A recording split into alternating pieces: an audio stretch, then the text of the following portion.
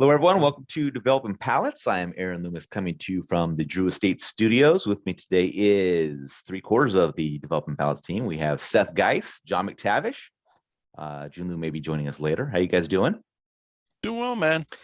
Doing well, happy to be home, I guess. As always, 6-7 days in Vegas is 5 days too long in Vegas. So it's kind of good to be home, except for the weather. Yeah. What did you do during Vegas time, Seth? I didn't have Vegas time. I don't know. I didn't do anything during Vegas. We were in Vegas. What were you doing? Oh, I was just knocking out reviews, man. There you go. That's what I was doing. You're like 2 months ahead of me now. I got some serious smoking to do to catch up. Yeah, I felt determined. Yep. All right. So tonight we are doing our annual Cigar Media Recap show. We cover 2021. And as we typically do, we invite some people to join us. We have two new people in Cigar Media this year. First is Charlie Minato from Halfwheel. Charlie, how are you doing tonight? I'm so thrilled to get to be the token Asian on this broadcast. So well, don't worry. We got backups coming, so you'll be good. Don't want you to feel uncomfortable. That's right. You'll lose the token part soon. Mr. William Cooper from Cigar Coop. How you doing, Coop? How you doing? Quarantining from the rest of the whole cigar industry next 2 weeks. Probably a good idea. Probably a good idea. Love you guys, yes. But filthy people. Absolutely filthy. Yeah. I'm waiting to hear, any casualties from Vegas, but we'll see. I don't know if that will get any airtime. But you just got to look at whose Facebook feed goes real quiet for about 5-6 days. No posts. Nobody gets COVID in the cigar industry. Like nobody gets fired. That's right. Well, I think everybody in Florida had it like a couple weeks leading up to it, right? That's probably true. Yeah, they may have all been okay after that. So it's true. All right, so let's just jump into what we're going to do tonight. So 2021 recap, kind of started off the same way we did last year. Talk about some surprises and some disappointments in regards to cigars themselves and brands do we have that kind of time? We're going to make time tonight. Okay. So we'll see how it goes. Right. Let's start off on the positive note. We'll go with some surprises. We'll start off with either individual cigars or brands that we want to chat about. And I'm going to start with John because he's chomping at the bit. He's got like 7 pages of notes he's filled out for tonight. So, John, Charlie keeps bagging on me because he keeps doing these shows where they talk legislation. I just sit there like, what am I supposed to contribute to this conversation? But if we want to talk cigars in the industry, I feel like I can say one or two things that's intelligible. All right. So cigars or brands that surprise you this year? I'll start with cigars because, one of the things we say fairly or unfairly is that many times we're reviewing cigars from large cigar brands and we're disappointed. And, we say, look, these guys have, an Indiana Jones level warehouse full of tobacco. So they clearly have the capability of making really good cigars. It's just, it must be a conscious effort just to not make a really good cigar. And this year, I think, was a surprise in a good way. Personally, I found both the Monte Cristo 1935 Aniversario Nicaragua No. 2 and Cohiba Serie M were both very positive experiences. And I will say that, Coop, you have your turn. Just wait. Coop, you might want to get a test tomorrow. Yeah. You gotta get that cleared up, bro. Don't do that around the border officials. You want to keep that to yourself. Both, I would say, if anything, there was probably a inherent bias going into those reviews of saying, here we go again, another, two expensive, blah, blah, blah cigars from two big companies. And, I'm sure I'm going to be disappointed. And my personal experience was quite positive. And I was very happy. And of course, we were kind of talking before the show kicked off as a generality, since we spent so much time bagging on TAA, because to be frank, the quality of releases just have not been there, at least for the last 2 years. There's a number of TAA releases this year that were quite good. So, or I should say, did not suck. So that's all I got for individual cigars. Anyone want to chime in? Coop, I think you had a couple things you had opinions, so go ahead. No, I just when you said look, Mike, we'll get into it. My experience with the Cohiba Serie M wasn't it was a construction nightmare. That's You're smoking the wrong size. You're smoking the wrong size. I thought I actually thought there were a couple of really good cigars that came out from Rocky Patel at the trade show. The white label, I thought was really good. I was really surprised by that one. The Rocky 60th I thought was also an excellent cigar that came out. And another one that was really interesting and it didn't get a lot of attention was the La Galera 85th anniversary, that broadleaf. That was I recently had that one, and I think that was something that probably came out very late at the end of last year. So I'm not sure it would qualify. Maybe it would for 2021. Only certain media sites would qualify that. Certain media sites might. Halfwheel let anybody in. So Yes. I am very surprised Yes. that didn't get on a lot of media lists, though, because it was a very good cigar and it came out very late in the year. So I don't think it shipped until this year. Yeah, I think it's January. but that didn't stop Paladin Soccer, right? So no, but it was but that's true. But if it came out, like I said, I had it very early, in the cycle this year, so I didn't know when it was. You knew a guy? Yeah, I knew a guy. So, but yeah, I would say the Rocky. Like I said, I've been pretty high on Rocky as a whole all year. So, I thought they had a very good year, and it kind of continued into 2021. Seth, Charlie, any cigars that surprised you this year? La Madrina Shade Bellicoso, which did well for me. I know it did well for Halfwheel as well. It was just kind of, I've never been like blown away by dapper stuff, but I thought it was just really good cigar, nice profile. I think Aaron, you enjoyed that one as well. Yeah.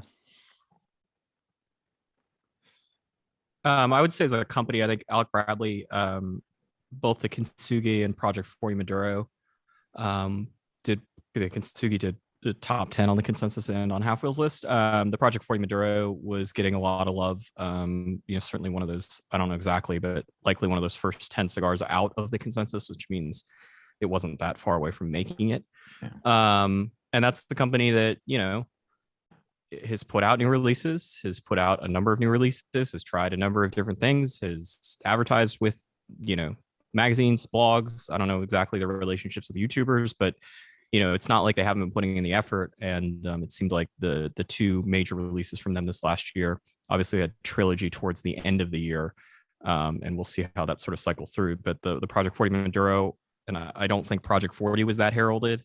And then Kintsugi, which is the third Alec and Bradley release from the two sons, certainly seems to have massively eclipsed the Gatekeeper and whatever the first one was or the second Blind one. Faith. Yeah. There's the brain cells I have not dedicated to that effort. Cigar that surprised me this year was the JRE Aladino Habano Vintage Select in the Elegante size, because I did not like it in the Rothschild Vitola at all.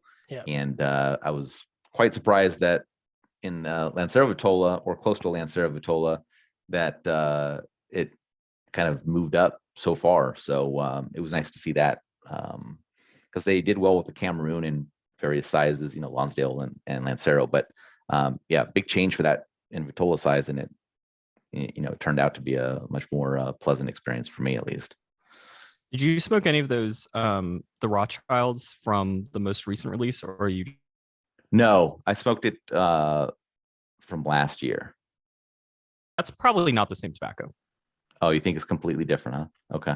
Well, the whole point, I believe so the Rothschilds, when they made them, they announced that like the tobaccos were 5 years old, but it seemed pretty clear that wasn't going to be the case necessarily going forward. Right. But JRE sort of left a lot of loose ends and means for interpretation. But I suspect that there's a good chance. I mean, there's a very good chance the tobacco that they were using in 2020 is not the same that they were using in 2021, and may not be the same length of aging either. Okay. Well, my advice would be to continue using the tobacco they used in 2021, because it was pretty much night and day between the 2020. Well, when they get that time machine, I will let them know that that's what they should do. I appreciate that. That's very kind of you. Thank you, Charlie. Appreciate it. All right, brands. Any surprising brands from this year? Listen, I'm gonna throw this out there, and it's gonna sound weird, but Hoyda Nicaragua, because one of the things I think we've talked about in the past is it's really hard for a company to consistently repeat. I mean, normally you'll see a company have a good year, and then they'll have a second good year, and then third year they'll just kind of I don't want to say fall off, but it just won't be quite as much buzz. And I was looking through the reviews, and I'm like, it's pretty much 3 or 4 years now consistently where Hoya is not just releasing one good cigar, but they're releasing 2 good cigars. And they're topping, not just my list, they're topping Halfwheel, they're topping other media sites. And that's hard to do. I mean, it's hard to do twice in a row. It's certainly hard to do 3 or 4 times in a row. And it'll be interesting to see if they're able to repeat in 2022. But for, what is not a quote unquote boutique factory, it's impressive, at least to me. All right. Anybody else have some brands that had a surprise for them of some sort? Positive. Yeah, you mentioned Rocky Patel. I'll throw in there Espinosa. I thought they had a really good year considering what they released at the trade show. Return to Sarsaparilla was really good. The new Larange I thought was really good. Warhead was solid. I haven't smoked the new Seis Provincias production wise, but I had a pre-release of that. But I think they had a solid year. I'll also put United Cigars in there too. I really like the Abuelo release. I was a big fan of the Firecrackers that came out. The Perdomo one and the Foundation one was very good. So I would put those in there probably as my standouts this year. All right. Seth, Charlie? I was going to say, Espinosa, Tatuaje. I think some of the classic brands. I think General had a good year for the most part. Okay. I would say surprising wise, at this point, Hoya having a bad year would be surprising. There are a bad couple of releases. I can't think of any positive surprises of like, oh, I didn't see that coming from this brand. But I would say Smoke Inn should get some recognition here. If you've been struggling to sell cigars as a retailer manufacturer for the last 2 years, you should not be selling cigars unless you're selling Cuban cigars, in which case you got some challenges right now. But I kind of look at and I know this has been a topic for this show as well as others that I've been on with some of you. We've seen a lot of people do some really stupid shit during COVID to try to keep themselves occupied. But Smoke Inn, who has done a lot of innovative things or thought outside the box, I guess. It's been impressive to see their innovative stuff not being 14 people watching it every week. What they did with the Great Smoke last year and sort of having a TV style production crew. Mm-hmm. I don't know if it's a great ROI, but it certainly is a better ROI than most of the shit that I've seen, people trot out during COVID.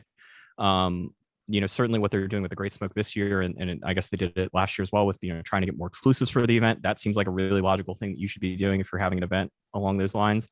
And that advent calendar, which we've talked to death about at Halfwheel, that was super impressive. And for a retailer to be doing that, even one as large as Smoke Inn, I think deserves some recognition. And that's certainly at the beginning of the year. If you had asked me to lay out what I thought Smoke Inn was going to do, I would have said that they would have well exceeded expectations on at least those fronts. I have no idea if that translates into sales, but I'm guessing it does. Sure. They got a little hurt with that because the calendars came late. The boxes came late for them, unfortunately. So they ended up coming out in the middle of December, which was not what they hoped, but I still think they moved a lot of it. I think it created a bunch of buzz. I have one of the units. It's incredibly impressive. There was only one fault. I just wish you could replace the humidification in there, but that's not really what it was designed for. It was designed for 25 days, so I get it. It's a gigantic, that thing should last longer than 25 days. Yeah, Someone it definitely, that definitely opened should. it up the wrong way the first time around. You also probably could take it out as someone that may or may not have opened it up the wrong way. There you go. I have to do some MacGyvering on it to get it to last longer there. What about you, Aaron? Not that hard. What was a brand that impressed you this year or surprised you this year? I'm going to say surprise just because of a particular product, and that's Dunbarton Tobacco and Trust with the Stillwell Star, just because of the concept of what it was. We're going to find out here coming up in the next couple of months as people start publishing more reviews of it, what people think of it. But I think it's an interesting concept, something that's been tried a couple times in different formats. But, if he's got the people to work with on that and, has a lot more blends that he can play around with and tweak and see what he come out with that. I just thought it was a, kind of innovative type of product. And that was interesting to me. So as a failed pipe smoker, it was a possibility of being able to smoke pipe tobacco in a cigar format and possibly get those flavors. So we'll see how it shakes out though. Has anyone seen that cigar sell out at any retailers? Initially, just that little initial push through that Low retailer, country. but then after Yeah, low that, country. I haven't Yeah. seen it go away from anyone. I haven't either. Yeah, I was a bit surprised. Given what I think Dunbarton's sort of strength is, and also given how much inventory Steve said he was shipping out initially, it concerns me a bit that it seems like it never went out of stock. Like obviously that's a good thing for consumers, but sell There were through quite a few cigars last year that did that same thing that I was a little bit surprised Yeah. with. Yeah, but I mean the difference there is like he at least told me what the initial shipment, like, and he was pretty clear about how okay. much was going out that first round. Right. I would have thought that it would have sold through quicker, but Got it. Okay. Like one company that nobody mentioned, I'm just curious what people think. Ferry Ortega.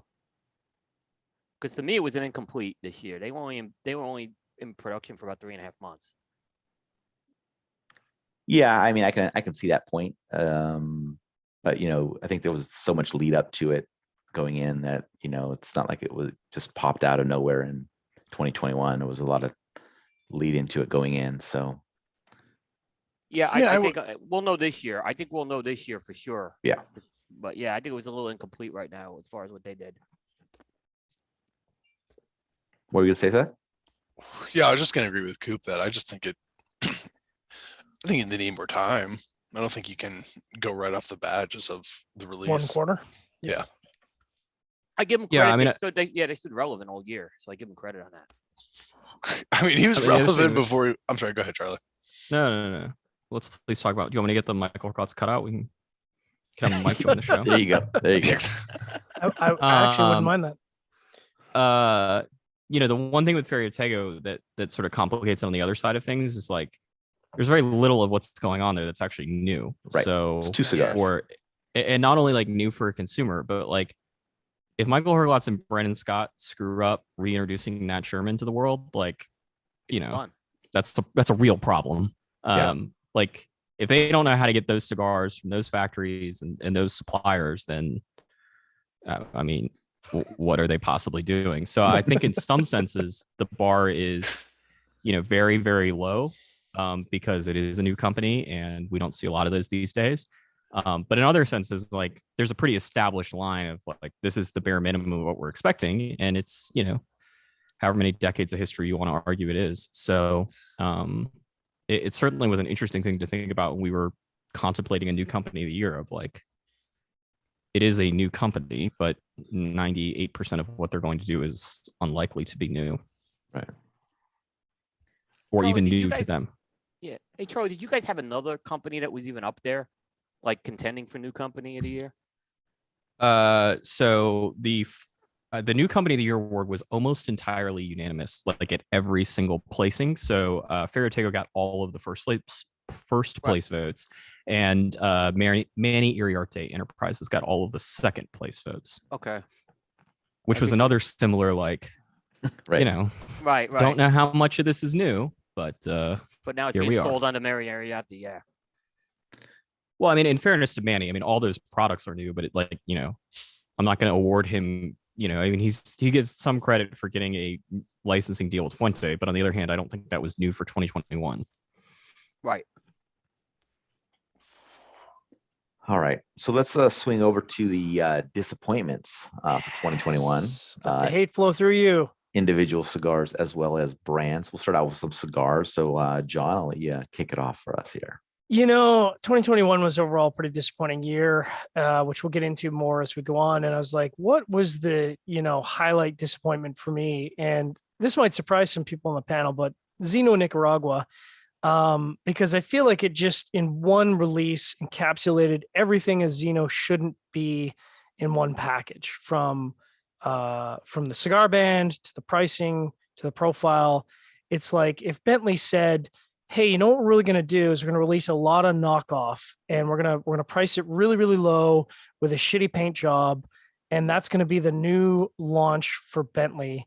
That's what the Zino Nicaragua was for me. And I was just like, the whole thing just made me shake my head. And that was before I lit it up. And then certainly after I lit it up, I was just like, wow, this is not good.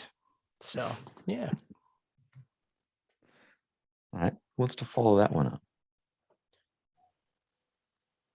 Well, I know that halfwheel was high on the Kintsugi. I was disappointed in it. I was the highest of our group, but I still was hoping for more. I think that also probably comes to the fact that I may not have been paying attention to what the price was of the cigar. But for some reason, I think, I don't know, I would have liked a little higher value cigar.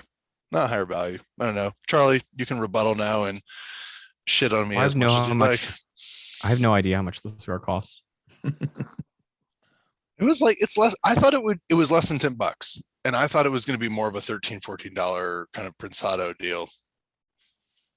So yeah, there you go. I'd rather pay $10 or $13 for a Kintsugi than $10 for a Prensado. Oh, hot take. Yeah, no, Go I ahead, pay Seth. for. I do the same. I pay more for a Kintsugi than over a Prensado, but I'd get a coil over any of the other ones. Okay. Disagree. Bold words there, Seth. Bold words. Some point, this conversation is going to devolve into an Louisiana Rothschild, or a Toscano. So Yeah, exactly. It always Coop. goes there. As it should, really. All right, Coop, you got any disappointments this year? Yeah, I got 3. All right. It's not the number one's not what you think, but without a doubt, the most disappointing cigar I had of the year was the Ligorius Cabana Spirit of the Lady. That was just a disaster. And I've always been high on the Ligoria Cabana brand, even in recent years. I've liked their releases. That was just a mess. I have Cohiba Series M on the list. Now, I had some really bad construction issues with that cigar. So In all fairness, you bought like 6 of them or something like I that. got samples and I rebought them, and they were Yeah. all just falling apart on me. And no, like, you want to say it's my humidor? No other cigars were falling apart out of the humidor. Like, and I showed you guys pictures of these cigars. It looked fine to me when I saw the pictures. Yeah, right. It was just, I mean, again, for a $30 cigar to have like severe construction issues. I mean, I think it's a cigar. I hope they come out with it again and I get a chance to smoke it again and see what happens without it. Because I know people are high on it. And then this one is a very late 2020 release that was released widespread in 2021, but I'm going to say it anyway. Southern Draw Manzanita. I was really disappointed with that cigar. And like I said, Roberts had some disappointments, but for a core line to just kind of swing and miss like that cigar, I don't get it. So those are my 3.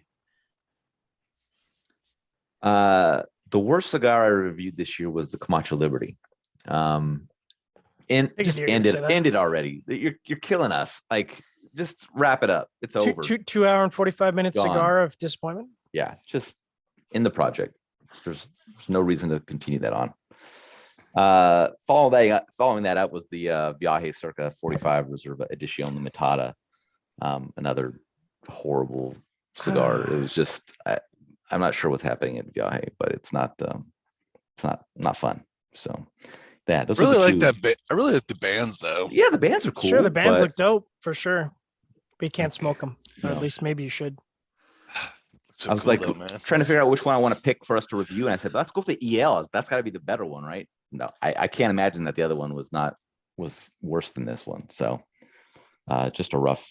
May have been better. Smoking time. Maybe it had to have been better, right? We'll never know. Could have been, according to our list, it couldn't have been much worse. I don't think so. No.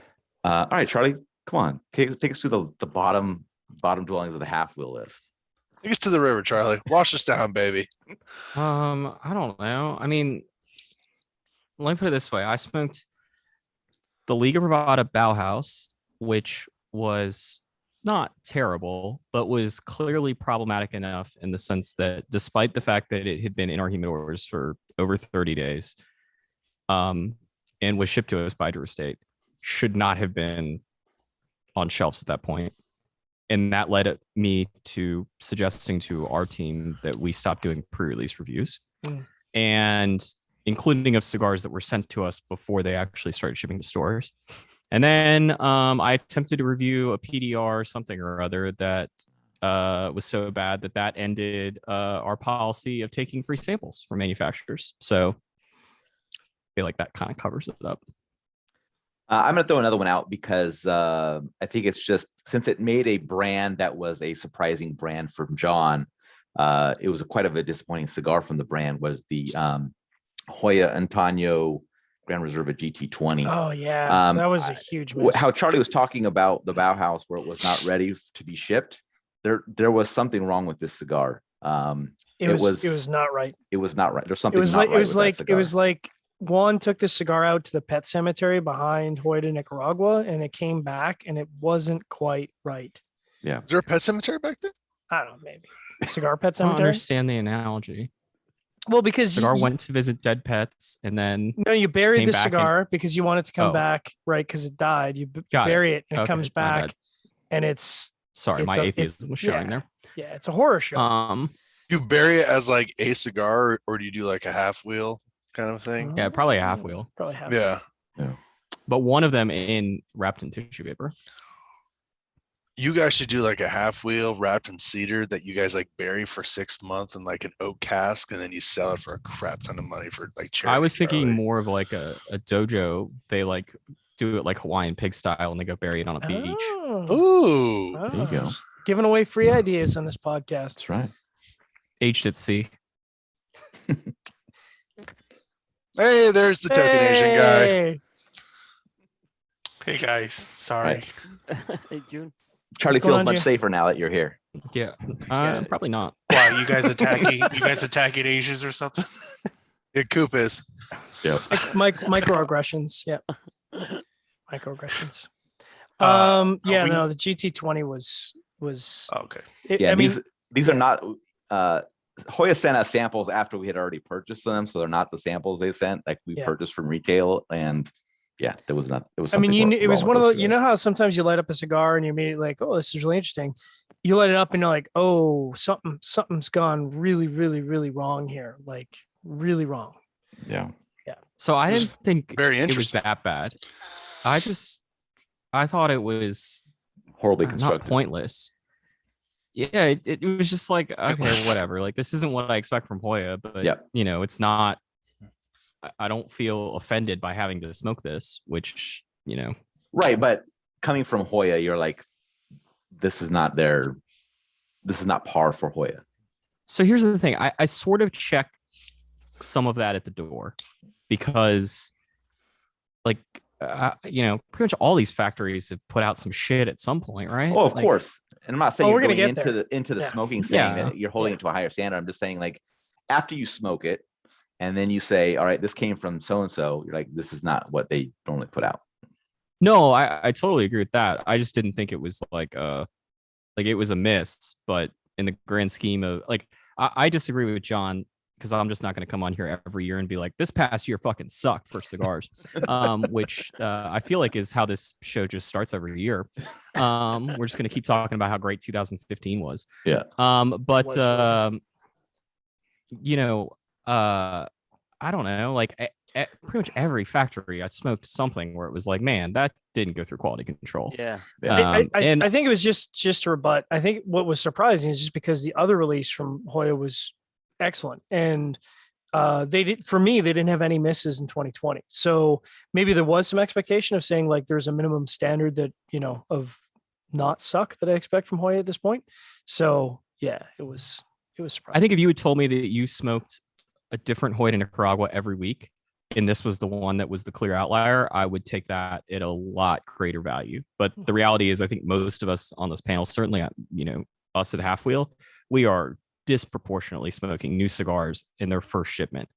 And so I try to remember that is not indicative, for some of these factories, I'm sure it is, but for most of them, that's not indicative of what they're doing Monday through Friday. It is a totally justifiable sample size, but Yeah.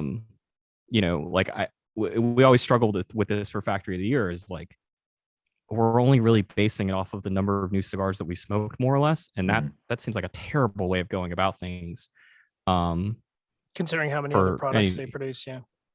Yeah. Or just like, if a factory is not getting its new products right, like that's concerning. But, I could also see a world where it's like Padron's just like, screw it. Like, we're just going to keep making what we make. And if you don't like the new things, you don't like the new things. It is what it is. We got plenty of other shit to make. Yeah. And I think in fairness on our video review, I don't think that's what Padron is No? saying. Fortunately, there's zero chance they're watching this, but yeah. I'm Charlie, pretty sure. what was your factory of the year, Charlie? They didn't do we one. didn't have one. Popped Okay. out. COVID, global supply chain. Well, look, the Um, reason why we didn't sorry. do it is because, I mean, we elaborated on it. Like, Yeah, we yeah. couldn't think I of read it. a one. I'm sorry, Charlie. I didn't mean as I thought. No. I will But read the I article now also- that that's more interesting. Yeah, but the thing that wasn't in that article, which I think is really telling, like, we are fully aware that the people that were rolling that cigar that John didn't like at a lot of these factories, they've been on the job for like 6 weeks. Yeah. Particularly if it's in Nicaragua. There are an immense amount of issues going on with factories and being able to retain labor. See, you're making me look like a bad guy, and I haven't even had a chance to rebut. But I'll let you finish, and then I'll rebut. You could have just rebutted. You butted in there. Why not What? do it then? But I think in the case of Nicaragua, it just became really tough for us to be like, hey, we feel like this factory is doing a good job. And it's like, but that's only based off of, or almost entirely based off of 4 new cigars that we smoked, 2 of which we really liked. And then how do I know that they're not, have 30% of their inventory back ordered and have 35% of their staff turned over and all the rest of these problems. And that just became real tough. It seemed like we were going to get caught with our pants down more so than normal by giving out a Factory of the Year award in 2021. Yeah, I didn't know if like you guys could like randomly pick, brands that have been around for a period of time that are new inventory just to kind of keep up with it. I just didn't know how that all went for you guys, but it makes sense. So to properly rebut, in our video, I'm pretty sure we made a point of saying it was very clear that the cigar had been released perhaps a little early, and no doubt that was a result of ongoing supply issues with Hoya, and they undoubtedly needed to make a deadline, and is uncharacteristic for the factory. So because again, like I said, they were surprisingly consistent over the last 3-4 years, so which you don't see a lot in the industry. Charlie. Sorry. All right, brands. Disappointing brands in 2021. Yeah, you let it off with when you're talking about the Viaje. And maybe this is just me personally, but I can remember a time where Viaje was maybe one of the 5 or 6 brands that I'd see on our review list or look at our calendar and be like, oh, Viaje, I can't wait. And now, I see a Viaje and I go, oh man, really? Okay. Because quite frankly, I think, we've made a concerted effort to review 2 or 3 or 4 new Viajes for the last 2-3 years. And, I was actively trying to think when we were writing up the show notes, I'm like, what is the last new Viaje that I smoked that I didn't think was like average at best? And I'm like, I can't think of one. And that's not a good measure. If I legitimately cannot think of the last Viaje that I reviewed that was not average at best, that is not a good sign. But I'm sure they're, I hear all their regular stuff is still quite excellent. So, who cares if you're still selling your regular release stuff and it's doing well? Yeah. Coop, Seth, June, Charlie, do you guys want to jump in on this? Coop segment is brought to you by General Cigar Company. Hey, you were close, Charlie. It was Ford's. I thought Ford's was a big disappointment this year. There was not a lot of excitement, I thought, with that brand. I mean, Diesel had some moments there, but in reality, I just didn't think there was a lot of compelling releases. They got a lot of brands that I think need a real shot in the arm right now. Actually, the best cigar they had was, I thought, that El Rey del Mundo. I actually thought that was a good cigar, that Oscuro, but it's a cigar that's covered in tissue paper and you can't see it, right? But I think they need more than just Diesel right now for Fords to really for people to start really getting excited about Fords. So, like I said, they were just a disappointing all around and a perplexing marketing plan they have too. The way they kind of do their releases, I just don't get it. So. Were we not supposed to smoke the tissue paper with the El Rey del Mundo? I didn't get that. They didn't give me the helps the instructions on draw. that one. I thought I thought it helped with burning. it's a yeah. If it wasn't It's for easier my, to roll light, a J for with sure. it. Yeah. But they put the I thought band. it was They a put the band huge around the J, tissue man. I paper. was pumped before that. I put on Pineapple Express. They put the band around the tissue paper. I'm like, I don't quite understand that. Like, it just doesn't It's a make Cuban sense to thing. me.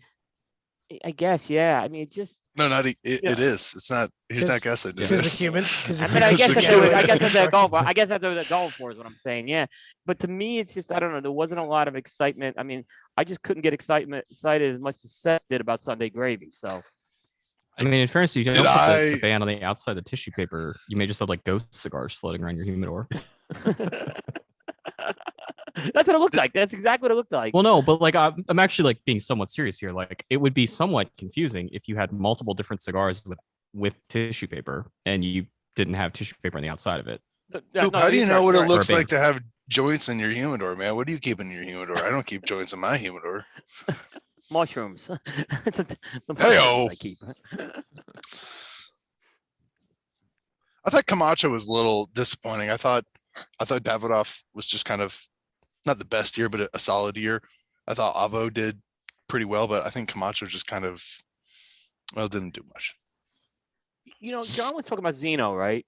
If they had taken that Zeno cigar and put it under Camacho, I think I would have felt differently about it because I didn't think it was a bad cigar, John. I just didn't think it belonged with Zeno. I thought I could have seen it as a Camacho, though. They made it. They made it in Honduras there. Do you want to get me wound up again? Is that what you're trying to do? Just trying to wind me up again? I mean, you're talking about a cigar that used to be the super premium for Davidoff, and it's been reduced to. Yeah, but it I didn't agree. work. I'm agreeing. It didn't belong for what it was. It wasn't a bad cigar. I just would not have put the Zeno name on it. Sure, but like if you're gonna rebrand a super premium as a not super premium, maybe don't call it Zeno like that. That's what I was saying. Put it under Camacho. I don't think it would have been a bad thing. But like, what are like? Very clearly, like the Davidoff brand does well. Zeno they do had, all right for themselves. Yeah, Zeno had 2 different false starts. They once threw a party. Like, you can go look this up. There were Associated Press photographers at the like relaunch of Zeno back in like 15 years ago. It looked like a $2.5 million party in like 2006, with legitimate A-list celebrities at their peak. Albeit for 2006 land, although some of them are still A-list celebrities to this day. Wasn't like Wayne Gretzky there? I don't know if Wayne Gretzky, but I believe like Jamie Foxx was there. Like it was an actual party. They then tried, the Zeno Platinum. Let's go after the urban market. There was the sort of quasi we can't talk about it Jay-Z, integration. Then that failed. Then I don't know what the fuck they did with the brand for 5 or 6 years. And then it basically went away. There were 4 shops in the country that could sell it, albeit at 20% off. And at the same time, they pumped all this money into Davidoff, which seems to have worked. Like, I don't think that it makes sense for Davidoff to have 2 or 3, if you want to count Winston Churchill as its own little sub brand. Like, right. How many $35 cigars do you want to try to sell at one time? No. So, like, what are they supposed to do with Zeno? Well, I guess the thing is you went from one extreme to kind of the other extreme. And I think but there was a buffer because Zeno Platinum was that, but like Zeno Classic had been a catalog brand for the last 10 years. Yeah. I mean, yeah, you're right. It's over a large period of time. I guess for those with a memory, I think like if they rebranded Winston Churchill next year as a $7 cigar, I would understand the like, hey, you built all this brand equity and then you threw it all away. Yeah. Yeah. The problem was they whatever brand equity they built wasn't enough to sell the cigars at the price points they were asking at. And it's not like they spent 6 months doing it. This was not the general cigar quick trigger activity. This was a it lasted over the course of decades, and there were various people in charge of Zeno. It wasn't like it was one person who just repetitively screwed this up. Like they've had, I don't know how many brand managers for it in the last, since I've been in the industry, there's been at least 3, and it just never could go anywhere. And like, I get that it's a bit jarring. The packaging, the bands in particular were terrible, but what are they supposed to do with the brand? I think it's time to take it out to the pet cemetery behind Hoyt and Nicaraguan. That's what they did. They gave it some ugly ass yellow paper bands. Yeah. I think I'm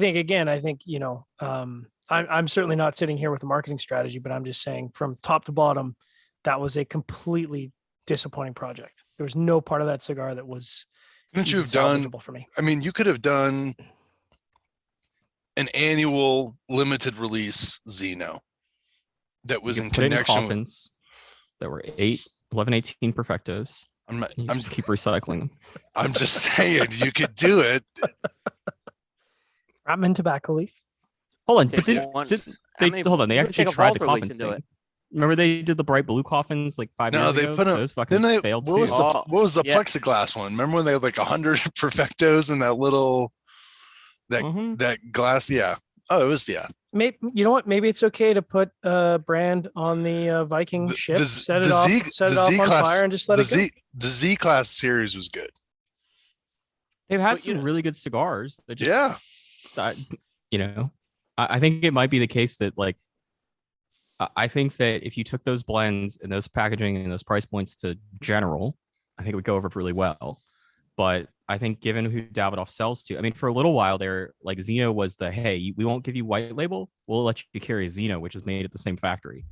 And then retailers caught on to the fact that Zeno was not actually Davidoff, and that meant customers did not know what it was, and that they were Yeah. going to have to sell it. And it just never worked, except at like Buckhead and Maximars and apparently 2 other stores around the country. All right, Charlie, did you have any brands that you thought were disappointments for the year? Yeah, I opened up in a box of Illusione TAAs that were partially box pressed, and some of the cigars were round, and that's kind of a problem. Yeah. And then I opened up a box of Illusione Piv Robustos, and the cigars wouldn't lie flat in the box. So it was like playing whack-a-mole to try to take a picture in our studio of them. That wasn't great either. I hope that whoever is doing quality control at TAPSA has had some more training about how to package cigars properly. I'll go in a semi-similar boat and say that another disappointing year for Warped. Just more releases, more mediocrity. I don't know. All the lightning that was in that bottle's been released, I guess. But starting the year strong with a bunch more releases, so we'll see if there are any gems in that batch. But I don't have really high hopes for it. So. Hey June, do you want to now that you're on the chat, do you want to weigh in? Do you have some brands that didn't really do it for you this year? A Cigars? lot. I mean, I don't know. I mean, if people really care, they will look at my exact top 25 and they'll see what I really liked. But in general, within the brands that you talk about, totally agree. I think not just brands per se, but I think TAPSA was a complete miss. I had no TAPSA love this year, and I typically like TAPSA quite a bit. So yeah, what else? That's about it. I liked the Series M, which was expensive, but it was a Cohiba that, that kind of came out of nowhere. But it's fitting for the brand name. But as a brand in general, oh, why? Did you have anything particular in mind that you thought I was gonna start shitting all over? No, I just want to give you Oh. a chance to talk because I miss your voice. I didn't get to see it at the TP. I know. Damn TP. Damn TP. Yeah. Before we move on, I would just like to point out, like, Habanos Aseada, like, availability is the number one important metric here. I'm not sure there's some sort of grand strategy with not shipping cigars to retailers. Let's call it 50% of what you were doing the year before, which was already not enough. But like, this was sort of the factory of the year conversation expounded, is like, yeah, there were 2 Cuban cigars, both of which I believe shipped in 2021 on our top 25. And so on that, and great job, Habanos. On the flip side, if you would like to purchase a Robusto size cigar or larger, you can go fuck yourself because they're not in stock. So that's kind of a problem, and deserves all of the expletives that it can get. And I feel, like it's not talked about much on the American side of things, but like, as some of these stores and some of these distributors are, I mean, like, you're talking about businesses that are being dramatically affected, and to the point of like, are they going to be able to continue because of the lack of inventory that Habanos is providing its distributors and retailers around the world?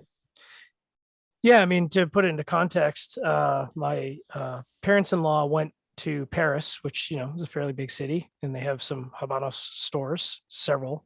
And they went to the Habanos stores to get me some Quai d'Orsay because I'm Canadian and, I have a little bit of freedom. And there was literally no boxes. There wasn't just no boxes of Quai d'Orsay. There was no boxes of anything.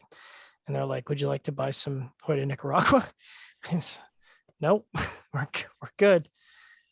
So, and from what I understand, that extends out to Germany, Spain, pretty much, most of the European Union. And based on what I'm hearing coming out of Cuba, there's no expectation that 2023 or 2022 is going to be any different. In fact, I've heard that the tobacco, while great, is sitting in fields and has not been cured. And so now there's a huge issue in the supply chain in Cuba that, good luck getting wrapper. And yeah, so, if you're investing in Habanos cigars to resell them, it might be a good time to do that. If you can find them. If you can, well, I mean, if you, got on the train and bought stock early. Yeah, I'll tell the Husoroa Yeah. that, and when I get that time machine. Yeah. See, there you go. Now you got There you two. go, back to two Now you got references on that time. Two machine. references. Hot tub time machine. No What years Dogecoin. What years are we But- going back to? Yeah, no 2020 Bitcoin. and- No, oh gosh. Don't take any flyers on the Cincinnati Jimmy. Bengals making the Super Bowl, but do buy some Cuban cigars and don't use that tobacco from 2008. That's right. And all the whiskey you can stock. All right, let's get into some trends that we may have seen through 2021. These could be good trends or bad trends or whatever kind of trends that you noticed. And we'll kick it off with you again, John, because I know you got one lined up for it. Yeah, and just to continue all this negative energy, I just need to feel like I need to get rid of at the beginning of the show. And I heard this endlessly at the TPE, but man, oh man, does this lost and found model just need to go away? It started as sort of this quaint story about, we found these hidden gems and they had like 10,000 cigars they didn't know of because apparently they have no inventory control and they hate money. But now it's like 8-10 years later, and now it's like Brooklyn Bridge level bullshit where, they could literally fill up a honey wagon at AJ Fernandez for the next 2 years with the amount of stories they're telling and the amount of detail they're going is just none of this is true. And yet people are buying this up like, whatever. It just needs to go away. I think the last thing the industry needs is more bullshit. I think the industry needs less bullshit, more honesty, less bullshit. So, if the lost and found model could just go away, that'd be great. But that was certainly a trend in 2021. Let's see that. I mean, some of these factories are going to get some of that small production, low levels of tobacco that they can get it out, make some money. Lots of people clamoring for cigars. They're lacking inventory, and brands want to get some small batch stuff out, I guess, whatever they can sell. So I don't know that for the foreseeable future, I'm not sure that we'll see that kind of going away at all. Listen, I think there's a difference between, Husoroa doing a $500 run of limited production because they only have so much wrapper and, someone releasing a cigar that they claim came out of a factory that didn't come out of, or, was manufactured by a company that has better inventory controls than what people know of. And they say, well, we just found these laying around and they're $8 and they should be more. I mean, I just don't think that, that model needs to continue. I think it was cute, like I said, 5 or 6 or 8 years ago, but I don't think it's very cute anymore. All right. You guys know, switching topics on this, some trend. So I was, reading and watching some of these like TP interviews recently. And I think I heard some of this last year too, where, a lot of these brands will say, yeah, because of the pandemic and a lot of people working from home, people are smoking more cigars than ever. Is there any way that we could, like, do any of you guys have visibility into looking at actual sales and not just hearing a bunch of like brand people bullshit? I think And because I hear about like, supply issues, right? Like supply chain issues and whatever, right? Like people couldn't get down to Central America, quality control issues. And then on the other side, I keep all, hearing some people say, oh yeah, everyone's been, we just sell it, we're killing it. People are smoking more cigars than ever. I don't know of any retailers who'd be willing to actually show you numbers. I think that might be the one, one of the most closely guarded secrets in the industry. I don't know of any retailer who's willing to be open and upfront on that. Well, yeah, I mean, a bunch of private companies for the most part. I don't know. I can't. anyways- Charlie, I was gonna say I can't speak for my retailer. I don't know about if there's any more business. I don't know. I haven't seen any difference as a customer. Charlie, you probably know more or have more info. I mean, we certainly have access to the import numbers, but they lag behind. So we haven't gotten Q4 numbers yet for last year. I feel like this is not an entirely private conversation. I mean, I had a conversation with the leadership at CI last week, and their point was like, we see these import numbers and we don't know where these cigars are going.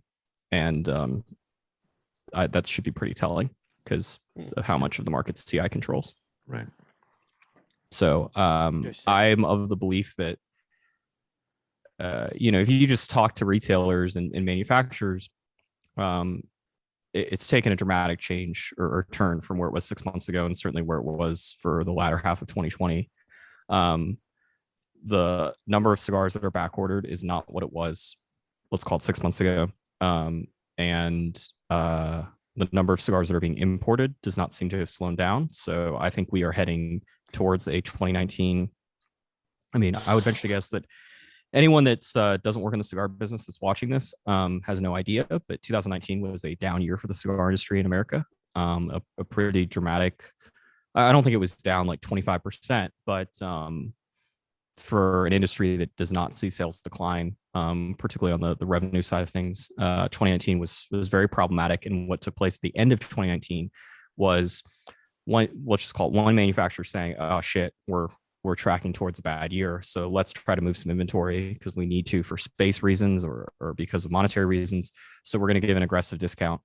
And then cigar company B finds out about cigar company A's discount and tries to match it, and then cigar company C's like, "Oh shit, A and B are both given, let's just call it 20% discounts on orders over 50 grand.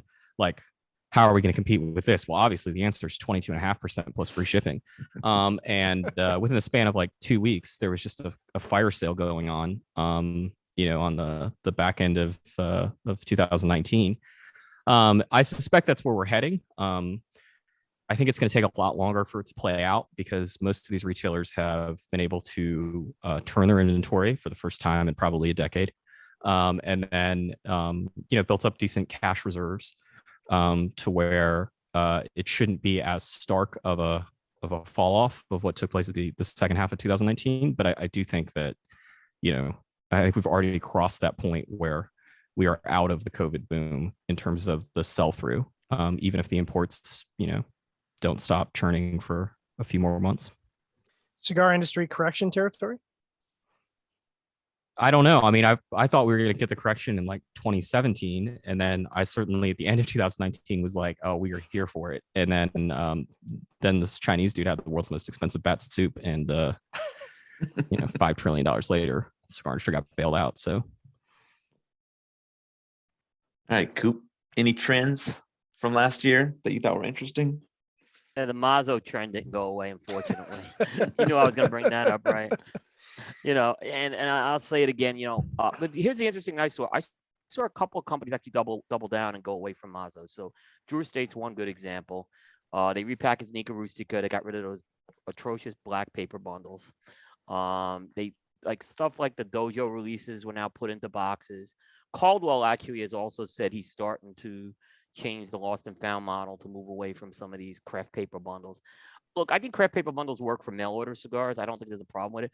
Brick and mortar retailers, I just don't think you're doing them any favors by putting them in here other than just trying to get cigars out for the sake of getting cigars out, So I'm not saying you have to have very elaborate packaging here, but, we're seeing, we saw Davidoff cigars this year come out $30+ in craft paper bundles. I mean, it's just, That's not new. It's not new. It's not new, but we're still seeing it, I should say. Yeah. I mean, it's just, I don't know. I just think it's a trend I don't like to see. I'd rather see regular cellophane than these craft paper bundles. At least you could put it on the shelf and you can see what they are. But the craft paper bundles, I just don't like. Craft paper bundles or tissue paper? Tissue paper. Wow. I detest these craft paper bundles. They just there's not one I've seen that really has impressed me. Fuck the FDA. That was not this year. Oh, Meat- I did meat see lovers? a cigar. I did see a cigar use newspaper. I did see a cigar this year released in newspaper.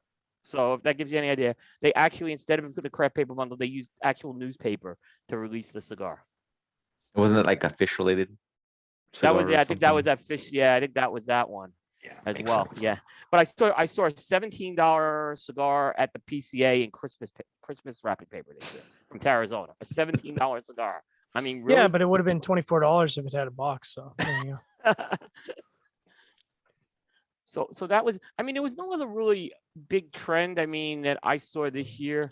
What about didn't you call a particular rapper, Coop, at the beginning of the year? I'm pretty sure you did. the Sumatra? Yeah. Yeah, I mean, I did. There was it seemed like there were more Sumatras this year. I didn't actually do a count this year though to see if I was right on it, but it seemed like Sumatra was going to catch on, and that was just a natural. I was just looking. That was just a natural progression of things, and just some of the obviously shortages of certain rappers, and demand for other rappers. I thought that Sumatra would be one. But I'm just not sure where that actually. I can't quantify it for the end of the year to say if it was a super hot trend or not. John's rapper of 2022 is Cuban Binder. We'll get there. Actually, we'll get there. 2018 all over again. That's right. Any other trends you guys want to talk about, or we can move on to some additional industry items that we I guess we kind of already touched into the kind of the COVID How's piece. this is more of a media trend question. Okay. So I hear there's just, I don't follow a lot of media out there. I'm sorry, Coop, I know you're really good at that, but I quite frankly Elitist. don't give a fuck. But Well, Asian solidarity, brother. I but do you're give a fuck, mentioning it sorry, now. that You're sounds mentioning bad. it now, though. You must give a fuck. No, but I'm curious because because He's asking a question. consensus is always something that comes to mind, and it's really interesting to look at, right? So and then I hear every year there's more and more like these like YouTuber influencer-ish. Like, June, did you look at the show notes at all? Huh? Why? Did you look at the show No, notes at I'm all? sorry, I didn't get a chance to look I have at a all whole of it. section dedicated to that. We'll get to Oh, it. my bad. Prego, I will wait. Okay. I might be asleep by the time we get to it, but We might on the list. Gotta get We that might. coffee Alright. stout right now. All right, my bad. I will wait. So we No more already kind of trends, talked about the COVID stuff around retailers and brands a little bit, but we can maybe talk a little inside baseball in regards to kind of media stuff. And I think we talked about it a little bit last year when were doing the same show. But in regards to productivity for our sites and things of that nature, notice any changes this year versus the previous year or two in regards to good or bad review numbers, things of that nature in regards to how many cigars are able to review and things of that? We were up quite a bit, weren't we? We were up like 20%. We were up a little bit. Yeah. But we also had two more months that we kind of had in our cigar year compared to the year before. So So we cheated. yeah, we cheated a little bit. All right. That's fair. I think for Coop, it's a little different for you since it's kind of it was more of a one-man show until some expansion, but But the reviews are still on my end. Yeah. Yeah, I mean, I was down. I had 163 reviews, down from 172. I don't attribute that to COVID at all, or anything related to that. That was kind of just me trying to not burn myself out anymore. So I look at that. I'm trying to get the number down maybe to 150 this year is the goal. So that's kind of more of a deliberate thing. I mean, yeah, it definitely hit some of my travel for sure. As far I didn't go to TP, but that again, there were other reasons for that again on that. But where it's affected me the most, the COVID stuff. And Seth, I don't know if you've seen this with you, but I mean, I did depend on a lot of FaceTime with my local reps, because that just kind of kept communication, the face-to-face communication a lot of times. And then when people came into town, and that I'm just not doing as much the last couple of years. And yeah, that does take a little bit of a toll on that, maybe from a relationship standpoint. That's the part that's probably hurt the most, I would say. Mhm. Yeah, I mean, I mean, there's a good period of time where I kind of just stopped, just out of, just I had to do it just for my family in some sense. Same thing. It's the same thing. You got the family here, you know, exactly. I mean, I feel like on the cigar side, we probably could have knocked out another 10 or even 12 cigar reviews. We were really struggling to find product in Q1, Q2. So, you know, I think there was a lot of cycles where had there been new product available, we probably could have reviewed it. But Yeah. How about you, Charlie? I know kind of with the 3-man team, you have to deal with, you know, individual schedules and things like that that may get flipped upside down sometimes. Brian's not even a real person. That's why I only said 3. Yeah, no, we according to my analysis done 6 years ago, we reviewed 226 cigars, or published 226 reviews, which was 47 fewer than what we did in 2020. So we were down 16.9%. So yeah, certainly the Q1, Q2 issue. There were 2 different times in the first half of the year where we sort of had to make a decision to not review cigars 5 days a week, because there was not enough new product, or we would have been reviewing a ton of stuff from basically 4 manufacturers. Right. And we sort of chose to not. We increased the number of cigars we were going to review from those manufacturers, but you know, there's a sort of limit about how many times we want to give General or Taiwan a chance to make the top 25. Yeah, exactly. At least 5 is the answer, based off of our previous results on the top 25. For your own mental health and well-being, do you feel like that was a positive change, or like, are you kind of neutral on the whole thing? I mean, I would prefer to not review as many cigars, but then you look at our top 25, we only had 26 cigars eligible. So that's not great. Obviously make better cigars and you know, that problem goes away. Seems pretty easy, right? Yeah. I mean, the real, like, we had the fewest amount of posts, like overall posts, as we've ever had since 2012, I guess. That's not great. Now, it's particularly not great considering there was a trade show. So we still had the 250, 300 posts associated with the trade show. But yeah, I don't think that's going to be the case for 2022. It certainly seems like there's plenty of new stuff coming out in Q1 and Q2. And if that's the case, then I'm sure by Q3, it'll be, you know, business as usual.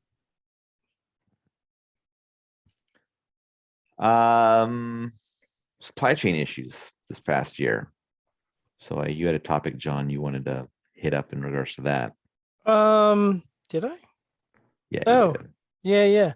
Right. So, because I actually paid attention at this TP, because you know, we had more than like a minute and 30 seconds to talk and move on to the next booth, which is kind of nice. So, shockingly, Coop, as you kind of mentioned, you know, your hatred for paper bundles. I mean, gosh, I lost count the number of brand owners who said, yeah, our cigars are ready to go at the end of 2021 or the beginning of 2022. But we're waiting on boxes, or we're waiting on bands, or we're waiting on both. And like I want to say the over under that was like 10 brand owners. So it's a very serious issue. And we had a number of brand owners who were like, yeah, I mean, frankly, we'd be able to show the cigar at TP and possibly release it right after, but we're not expecting boxes to be available till March at the earliest. So I think March and April was like the number one time frame. And I think, you know, my take on that was that's just a best guess, because they really don't know. Yeah, your take on that's, we'll see it at the trade show in July. Yeah. Right, exactly. Yeah, because I was like, yeah, I mean, you don't know, you're just guessing. You're that's your best case scenario. So it's the cigar industry. So yeah, add 2 months to that, and yeah, it'll be shipping in June, and maybe you'll see it in PCA. But it's a real problem, and it's going to continue to be a real problem. There's you know, from people I know in the global supply network, there's no expectation that any of that is going to ease up in 2022. So, you know, I guess, you know, I know you hate Mazzo's, Coop, but if it's me, if the choice is no cigar or a paper bundle, I'm going to go paper bundle. Cellophane bundle. Or you know what? Yeah, I'm or okay with cellophane bundle. cellophane bundle. right, there you go. mean, I've seen some Rubber companies bands. make them. I've seen some companies make them look very nice. Grabbing cash. It's just cover the whole thing. It looks like, just throw this cheap sticker on it. It's like, I hear. yeah. I mean, and for the record, I'd be happy to be paid to review cigars because I feel like through 2021, I felt like at times, I feel like Aaron should have invoiced people for my time. Yeah. But no, I think, and we'll get into it later in the show, but to be frank, it's amazing that cigar companies have been able to produce cigars at the level that they have, given the number of barriers that have been in place. So, Charlie, wasn't there a bundle cigar that made the packaging awards one year? I'm trying to think. Yeah. Jocelyn Cruel fuck the FDA. Okay, that was the one. Yes. Okay. The one that used the laser printer paper. Printed out the cover page of Yeah. the FDA Yeah. regulations. Okay. There may have been others, but that's the one that stands out. Okay.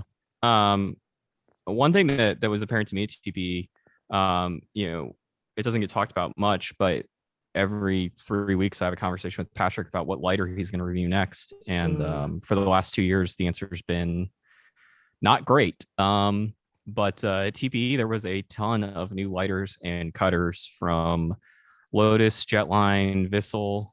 I don't know if Vector was there, but there was a new company who's like a factory direct brand, essentially, whose name escapes me. We'll see if they actually make their products to market. They did have a pretty impressive booth for a lighter company no one's ever heard of. But it was interesting to see that switch sort of get flipped because there have not been that many new accessory designs for the last year and a half. Outside of ST Dupont, who doesn't make a lot of the stuff at those same 3 factories in Asia. And then I just continue to be baffled by the sort of downfall of Zycar. If I told you that Zycar has shipped one entirely new product, so not a new colorway in the last 2 years, or in 2020 and 2021, I think that many people would be surprised by that factoid, but that is in fact the truth. And the lighter they did ship, well, I found it to be particularly interesting, was a triple flame soft flame lighter that I'm guessing 4.5 people wanted. We were kind of briefly talking about that, Charlie, on the last day as we were kind of walking past the accessory booths. And, my question for you is, because you covered it, do you feel that any of these products are really, innovative is probably not the right word, but are they evolving the cutter or lighter market? We've seen kind of this evolution of V-cut and punches and soft flames and soft flame torches. Are we actually seeing any evolution, or is it just, here's a new design and a new color and it does the same thing the same way and it's $35? How many more ways can we light a cigar or cut one? I mean, variate and sand. No, the truth of the matter is there's not been whatever that Zycar or the thing that Dapper was trying to sell, the electronic ignition. Oh yeah. Where you melt the end of your cigar. There hasn't been a lot of that of late, fortunately. But the flat flame market, I would say, is still pretty young. Vissel had a new Porsche design lighter that's got a gigantic flat flame on it that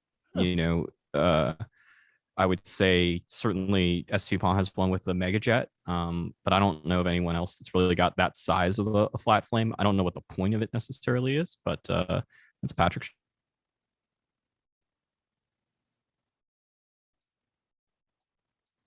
DuPont's got some interesting stuff in the pipeline, as they always do. Some of it may or may not be affordable, as it always is.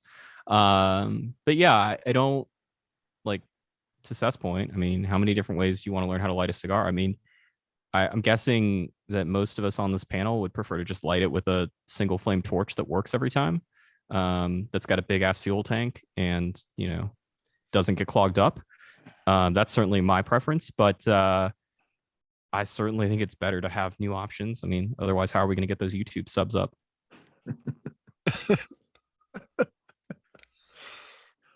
I'm serious. I don't want to keep reviewing humidors. There's the salt in us. Yeah, well, that's good. Appreciate that. Number of new cigar brands in 2021. Did that number surprise anyone, or were they think that it was about the normal amount, fewer than normal, or I kind of lean What's towards the number? I don't know what the number is, just kind of based on perception. the man. worst casino ever. We don't What's- we don't we what's don't, the we don't have brand? to we don't have to What are say some numbers anymore. brands? We can just make Charlie, them we're up gonna as- play which hand What are behind some my back brands? next. So What are some brands? What are some new brands? Sean Is it sounds like, ATL? hey, take one? do Me- you, were me, you on the over or Havana? the under? I'm not gonna tell you what the over under is, but were you over or under the over under? that's right. That's Coop's favorite game. What, are you saying brands or companies? We'll say companies, not like new Okay, because brands, there like is a within, like, difference. yeah, There is a new difference. company. Sorry. Because Ferrier-Tago didn't really was a new company, but they didn't have a lot of. They They had- only had one new brand. Always coming back to Two. Hercos. Two new brands. Two new brands. Does that count as a new brand or just a new line? You got two blends. Two blends in a. Okay. That- You want? Well, I don't know. 2 blends in a brand. Isn't And that they a book? only had how many brands? 4. So half their portfolio or a quarter of their portfolio was new. I mean, that's Yeah. Rocky Patel's been called worse. that's true. There was, You got, I think, you we got companies counted like 4. ATL. You got Bahakio. I don't know. Was Drunk Chicken new before 2021? So you got some Hold of these on. Oh, I'll, what was that brand from Bocock Haiti? brothers. Like when like, Bahakio. Bohikio. All right. On the half wheel list, we voted on Ferriotego, Manny Uriarte, Casa 1910, who I'm not sure actually shipped the product. they're in not actually a company 2021, yet. in the Not US. actually a company yet. Wildfire, Yeah. Bocock Brothers, and Supreme Tobacco, which are the Haitians. Or Yeah. the people making Haitian cigars. Yeah. The Haitians. So Drunk Chicken was another one that didn't make the list somehow on half. They weren't Wheel. I new. don't- They weren't new. Yeah. They were No, they've been 2020? around for a few years. Oh, okay. Yeah. ATL was new, but I just didn't think they had enough reach. They were just. I don't very think they were regional. new either. Were they the ones think with they the magic stick, or is that somebody else? No, Yeah, that's that's Howard, my Howard just- G. That's Oh, that's Howard G. That's Howard G. yeah. But I think ATL, we looked it up. I believe they had cigars in the market in 2020. I mean, John's wearing a t-shirt. He probably could tell us. Yeah, I don't know I thought they anything. launched January of 21, but I could be wrong. I'm just here for the free samples. Man, I am glad I'm not taking the shots from Charlie tonight. Usually I am. I mean, that's the only reason I'm here, just to take shots. Wait of for the fun. consensus. Well, Listen yeah, to yeah. how Yes, YouTubers yeah, fucked everything up for us. I do have like 2.5 paragraphs of bitching on the consensus. So yeah, for sure. If the YouTubers weren't on there, the Xeno Nicaragua would have gotten 0 votes. True. Well, we'll get there. Yeah. I gotta hold it in. John's ready. John's ready to get No, there, man. I mean, what was surprising for me at the TPE was I think I had like 4 conversations with new brand owners, and new being like within the last 5 months. And I thought, well, this is an interesting time to launch a new cigar brand. I wish them well. I just don't know that, the last 2 or 3 years is really the time you wanted to be launching a new brand. Let them But, chase their dreams, John. well, so I was going to say, I mean, so now Charlie can add to the time machine is like, you got to go back to these guys 5 years ago, 6 years ago and say, hey, here's what you really need to do is you need to go to TABSA and be like, hey, I really want to make a cigar with you with, 20 grand or 30 grand and start it 5 years ago. And then, you'd be set. But now is maybe not the time. I mean, I had not to just rebut everything that John says tonight, but Steve Saka texted me like, I don't know, at some point in the year and was like, I don't understand why all these companies are new. And it was like, well, half of them aren't new. You're just hearing about them for the first time. But the other thing was like, okay, if you're not going to announce a brand now and you want to have your own cigar brand, is 6 months from now the right time? Because I feel like that's probably not it. And It is not. No. as shitty as 2021 it might have been to launch a new company, at least in that you're in a span where like if you can't sell cigars in 2021, then you definitely shouldn't be in the cigar business. Yeah. And October 2022, given the uncertainty around FDA, is probably not the right time to be promoting yourself as an all new company. So I agree with like the market seems congested, and if you wanted to get into this 8 years ago is probably the right time. But by the same token, if you want to start a cigar brand, you should do it yesterday. You should not wait for tomorrow. Yeah, the best time was 6 years ago, and the next best time is January 2022 at the TP because the barrier to entry is quite low, and it seemed to be a large trade show. So yeah, It's just gonna, in my opinion, like it's gonna get worse and worse. I mean, at least right now, you don't have to deal with. You're dealing with a saturated market, and you're dealing with a whole bunch of established brands and all the rest of it working against you. But FDA is not going to get any better, I have to imagine. Yeah, so I mean, ironically, I don't think the FDA to me is the issue. I think, I'd love to sit down with some retailers, because the biggest issue I see is, retailers, if you went back 3 or 4 years, retailers were, a lot of retailers were fairly gun shy about, what they would classify as a boutique cigar. And I can only imagine that that's, tripled or quadrupled all the way through to 2022, where if you're a new cigar brand saying, hey, can we have 2 facings? They're like, no. Well, but just imagine that the topic you were talking about 10 minutes ago with like established cigar brands can't get packaging right now. Yeah. Imagine being a new client. Like, Yeah. That seems like the bigger, and that's never going to go away. But that to me seems like the bigger issue, beyond the fact that we probably don't need new cigar brands. Well, and I mean, to say nothing of the fact that you go into a factory and you're like, okay, I want tobacco, and they're like, yeah, you and everybody else. So, I wish them well. There's a lot of barriers to entry, and it's going to be it's going to be a tough battle for them. Yeah, and I mean, one thing I haven't really thought about before, and then we can get on to the topic number 2 of 27, is not being able to travel to Latin and Central America. Right. Like, because one of the thoughts I've had is there have been some really, like, the sample size is small here, but there have been some really stupid decisions made by some of these new companies about how to enter the market. And it's like, well, how much of this is just complete ignorance by, like, and not in like a negative sense, we're just them not knowing. And I can only imagine what it would be like trying to start a cigar brand if you'd only visited a cigar factory once under the premise of trying to start a cigar brand. Because I mean, these guys are getting screwed left and right. But I thought all you do is reach out to a. I thought all you do is reach out to a factory and say, send me 30 cigars, and you just pick number 12, and like that's blending, right? That's how you become a master blender. That's blending. You pick number 12, you could go they give you number 6. Yeah, I mean, that's exactly how this goes. You can go hire Warp's new consulting company. There you go. I didn't mean that as an insult. Like, I mean, it came off pretty you kinda spicy. did. I mean, Yeah. It was funny. No, but like, I think that, like, if Kyle is entirely, like, if it's an open book, right, like, that's incredibly helpful. One of the things that has been baffling is, like, if you don't have some sort of Sherpa, you're gonna get fucked. I don't care how many retail stores you own. Like, cigars don't cost what you think they cost. And to Seth's point, the cigars that you order at the factory are not going to be the ones that show up. And if you're unwilling to put your foot down and say, I'm not paying $3 landed for a Robusto, and that's not the Robusto that I blended 6 months ago, like, they're just going to run all over you. And that's a fair point. Having somebody like Kyle, who I would imagine has been through some of these issues, and like is somebody that could tell you, like, hey, before we go worry about putting these cigars in production, we need to go to the box factory and see the boxes, because otherwise you're going to have a whole bunch of dead inventory sitting somewhere with no boxes that you can't sell, you can't bring to the US. You're going to have Jose Manuel bitching at you about how you got 4,000 cigars in his aging room, which is not very many for the record, that are taking up space and that you haven't paid for. And you're like, yeah, but Lopez told me that the boxes aren't going to be done for another month. So how am I going to pay you? Like, somebody like Kyle, if that's the type of service that he's offering, like, that is incredibly useful. Just somebody that can tell you, hey, don't step in that hole of shit. Or that's not that bad of a shithole that you actually think it is. It looks bad and it's not great, but it's better than the ones that you otherwise would step in blindly. And quite frankly, there probably should be more of this, because it would have saved people, hundreds of thousands of dollars and years of their lives of dealing with the stupidity of working with a cigar factory. My rebuttal to that, and I think that's all a very good point, is Dave Garofalo wrote a how-to book for retailers, and I wonder how many retailers actually bought that book and read it, because he pretty much told them how to run their business successfully, and I'm not sure some of the ones that need that can't book you are figure it getting that out? book. What's that? Can't you figure out who read the book? Yeah, shouldn't it be obvious? You would think. Was chicken shit bingo in the book?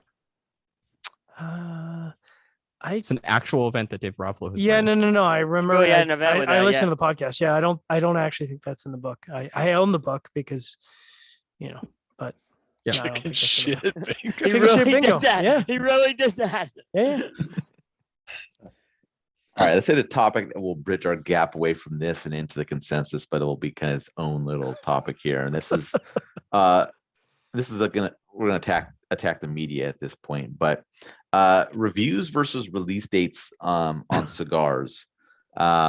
So it's outlined, especially by Paladin de Saka, is in regards to media getting their hands on samples from brand, retailer, whatever it is, posting it up as a review with a release date that's current when the cigar has not actually been released for whatever reason. There's just a designated date in the future. They're waiting on something in regards to packaging, whatever it is. Just I'll open it up to thoughts on the topic. Is it a big deal? Is it not a big deal?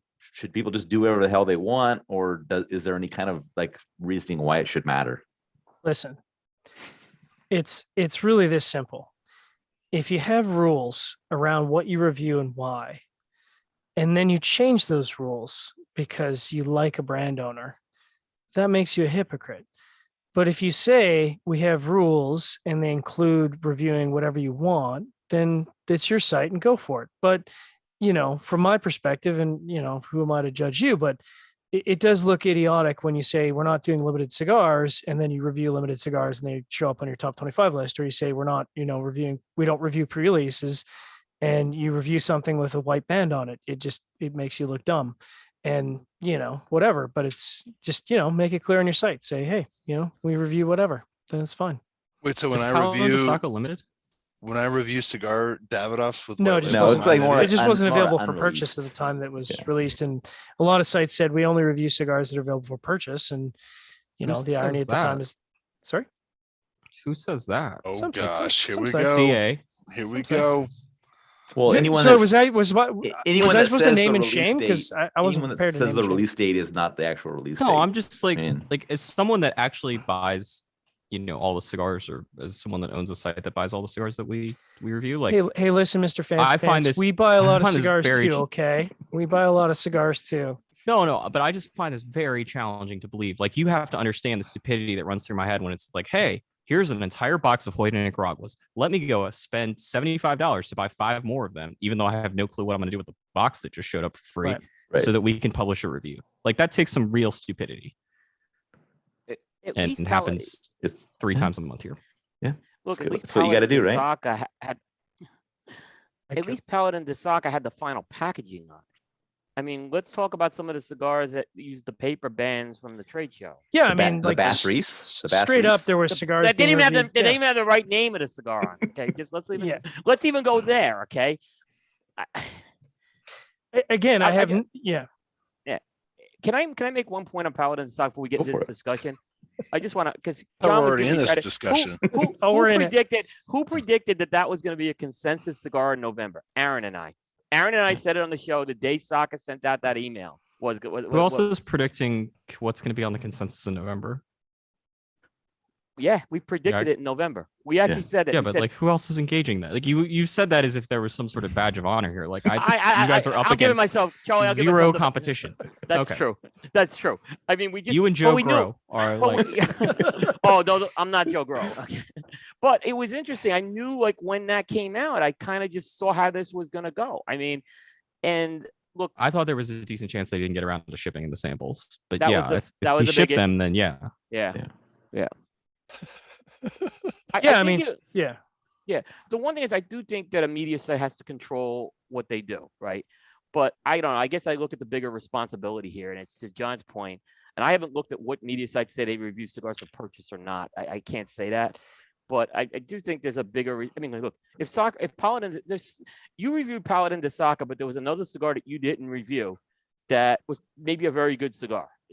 That was my whole point on that deserved maybe to be reviewed in 2021.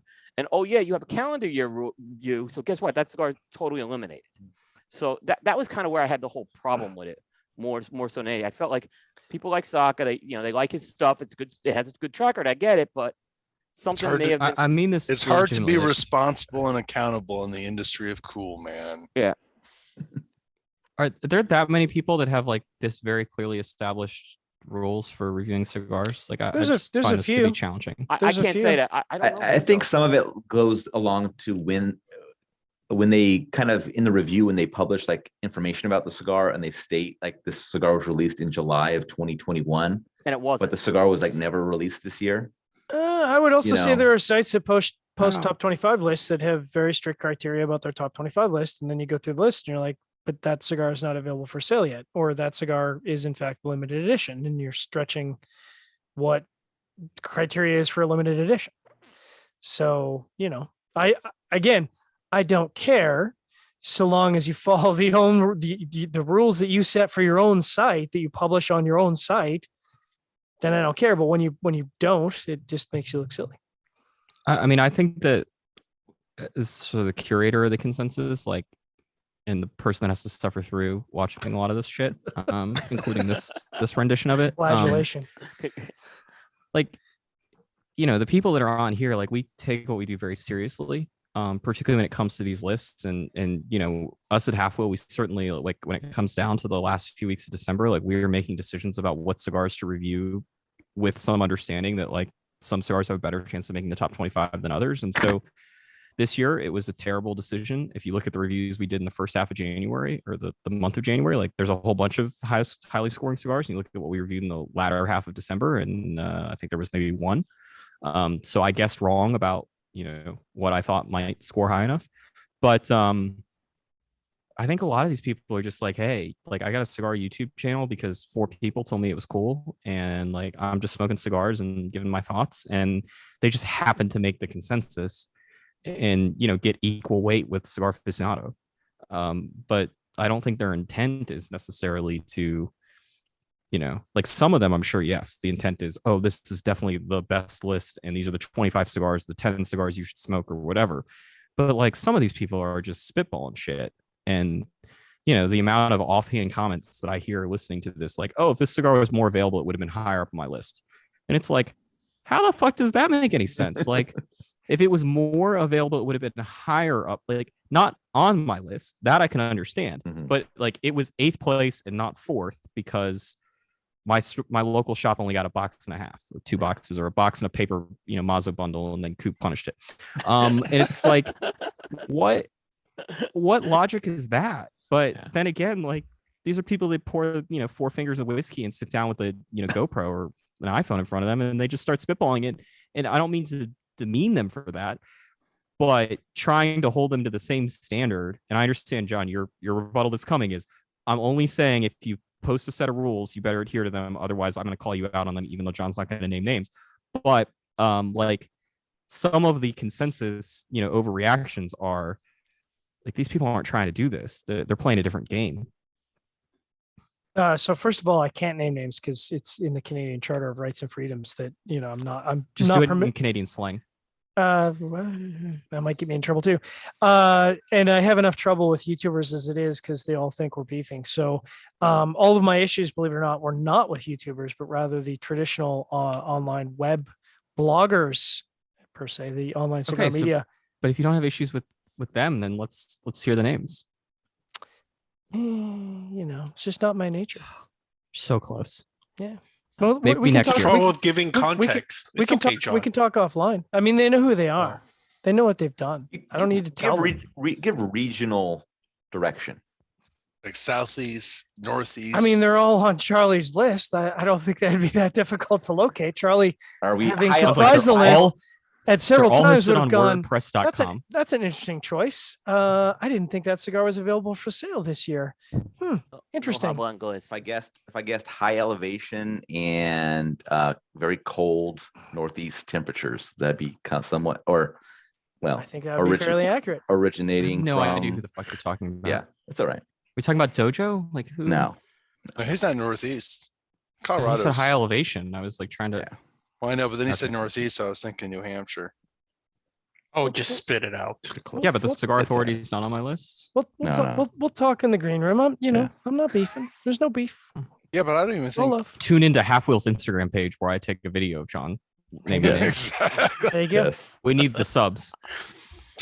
You We'll want do those? that. We'll do I the want Steve after. Saka to know I didn't Here's say a what we'll word do. in this segment. We'll Are we do doing the After after Dark? dark. We'll do the after dark, and then John will say Oh. something really bad about Skip. Skip will call That's me, right. and then I will make John give a very sad Jesus apology. Christ. But I'll So get, but I'll, I'll just, just- but I'll get I'll- blamed. But I'll I'll get just blamed. I'll say shit like I heard Skip was selling his factory.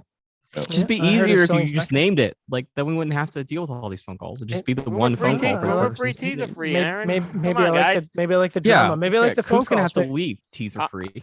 I'm keeping quiet on it. I got enough trouble already. Coop absolutely, for the record, Coop is absolutely going to get calls, and they're going to be like, Oh, I'm gonna be the Coop, one. Who's, Oh, I get the who's call. McTavish talking about? Oh, they're gonna call me on Yep. it. That's what they call. No one call me. on I it. have no fucking clue who he's talking about, nor do I really care. I'm actually kind of confused too now after Aaron gave the.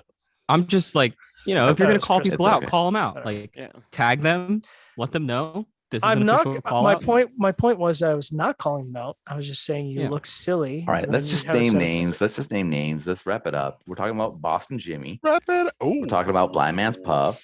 Like, Oh, let's just and, get to and those cigar sites. and cigar dojo. Cigar Dojo, it's just all the right. sites Didn't that I guess are- Dojo and somebody said no? Well, I wasn't. Yeah, on well, the he Dojo. said John Northeast. was- He didn't I, wanna I'm sorry, name that was names. my my bad. John Love a good fight. apparently. I love And it. again, That's you great. can do whatever you want on your website. It's your website. But if you have a Coop, set of see, this is criteria, what happens. Coop just yeah, see, now bailed. You Coop's- make Coop Coop's gone. had to See, leave. This is Because why. Coop is rumor free. This is why I didn't want to get into it. Is because now we're beefing, and he's you back. know, Is Colorado Oh, like Coop. central? Colorado's what, central Midwest? it's like That's why I literally. said high elevation. It's like literally straight below Calgary, and it's. I know, but then you 2000 said Yeah, Then you said okay. Northeast. Okay. I'll try to take some of the heat off John. Like I agree with you. If you're gonna go through the effort of publishing a criteria, you should you have to the best of your ability.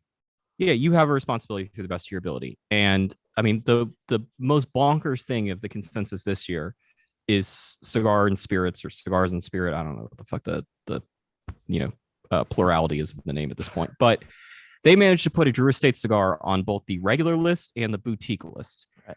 Which, like the boutique list to begin with, is a Is complete a shit made up show. criteria. Yeah, but how do you do that? Like, how much effort are you putting into your list to a point where that can happen? Yeah, I mean, I think that the people that are on this chat, June especially, like really care about the consensus, and so it winds these people up. But like, I don't know, just try to do it a little bit better. But the consensus is always going to be, it's always going to have all of the flaws and wrinkles that the source product has. I struggle with if the consensus will continue because it's an immense amount of work at the wrong time of the year. And I find it less and less interesting as the years go by. It's very clear that Drew Estate and the associated companies have a stranglehold on it. And, it's very clear as to what, Steve Saka, what he did was, I don't know if it's brilliant because it's the consensus, but, It is brilliant. it's very transparent about how to make that list. And See, now you're it'll be making me feel curious to bad about see- shitting all over the list. So, No, I don't.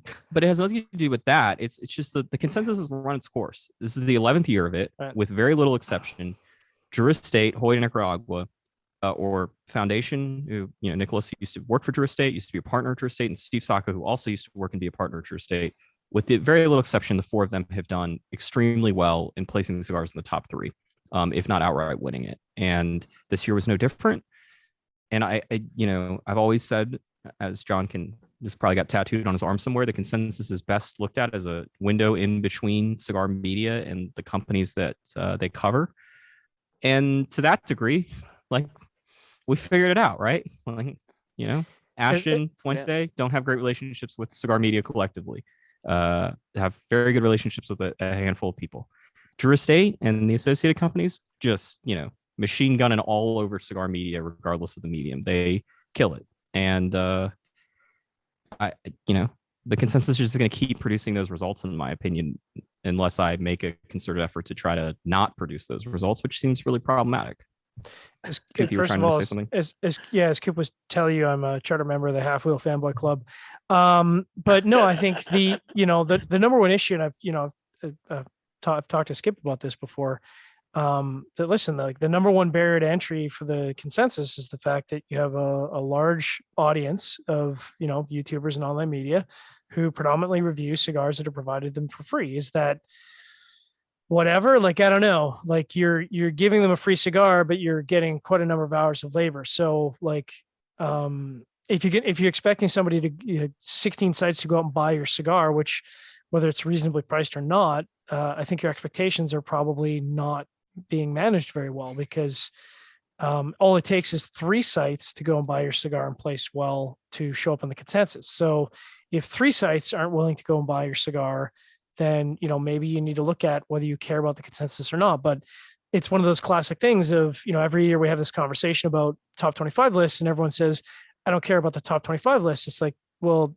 except you're commenting under the Right, top 25 list about how little you care, and you're sharing the consensus, and at the same time you're saying you don't care, but it's like you don't care because you didn't place on the consensus, not because you don't actually care about the consensus. So your feelings are hurt, and, you know, yeah.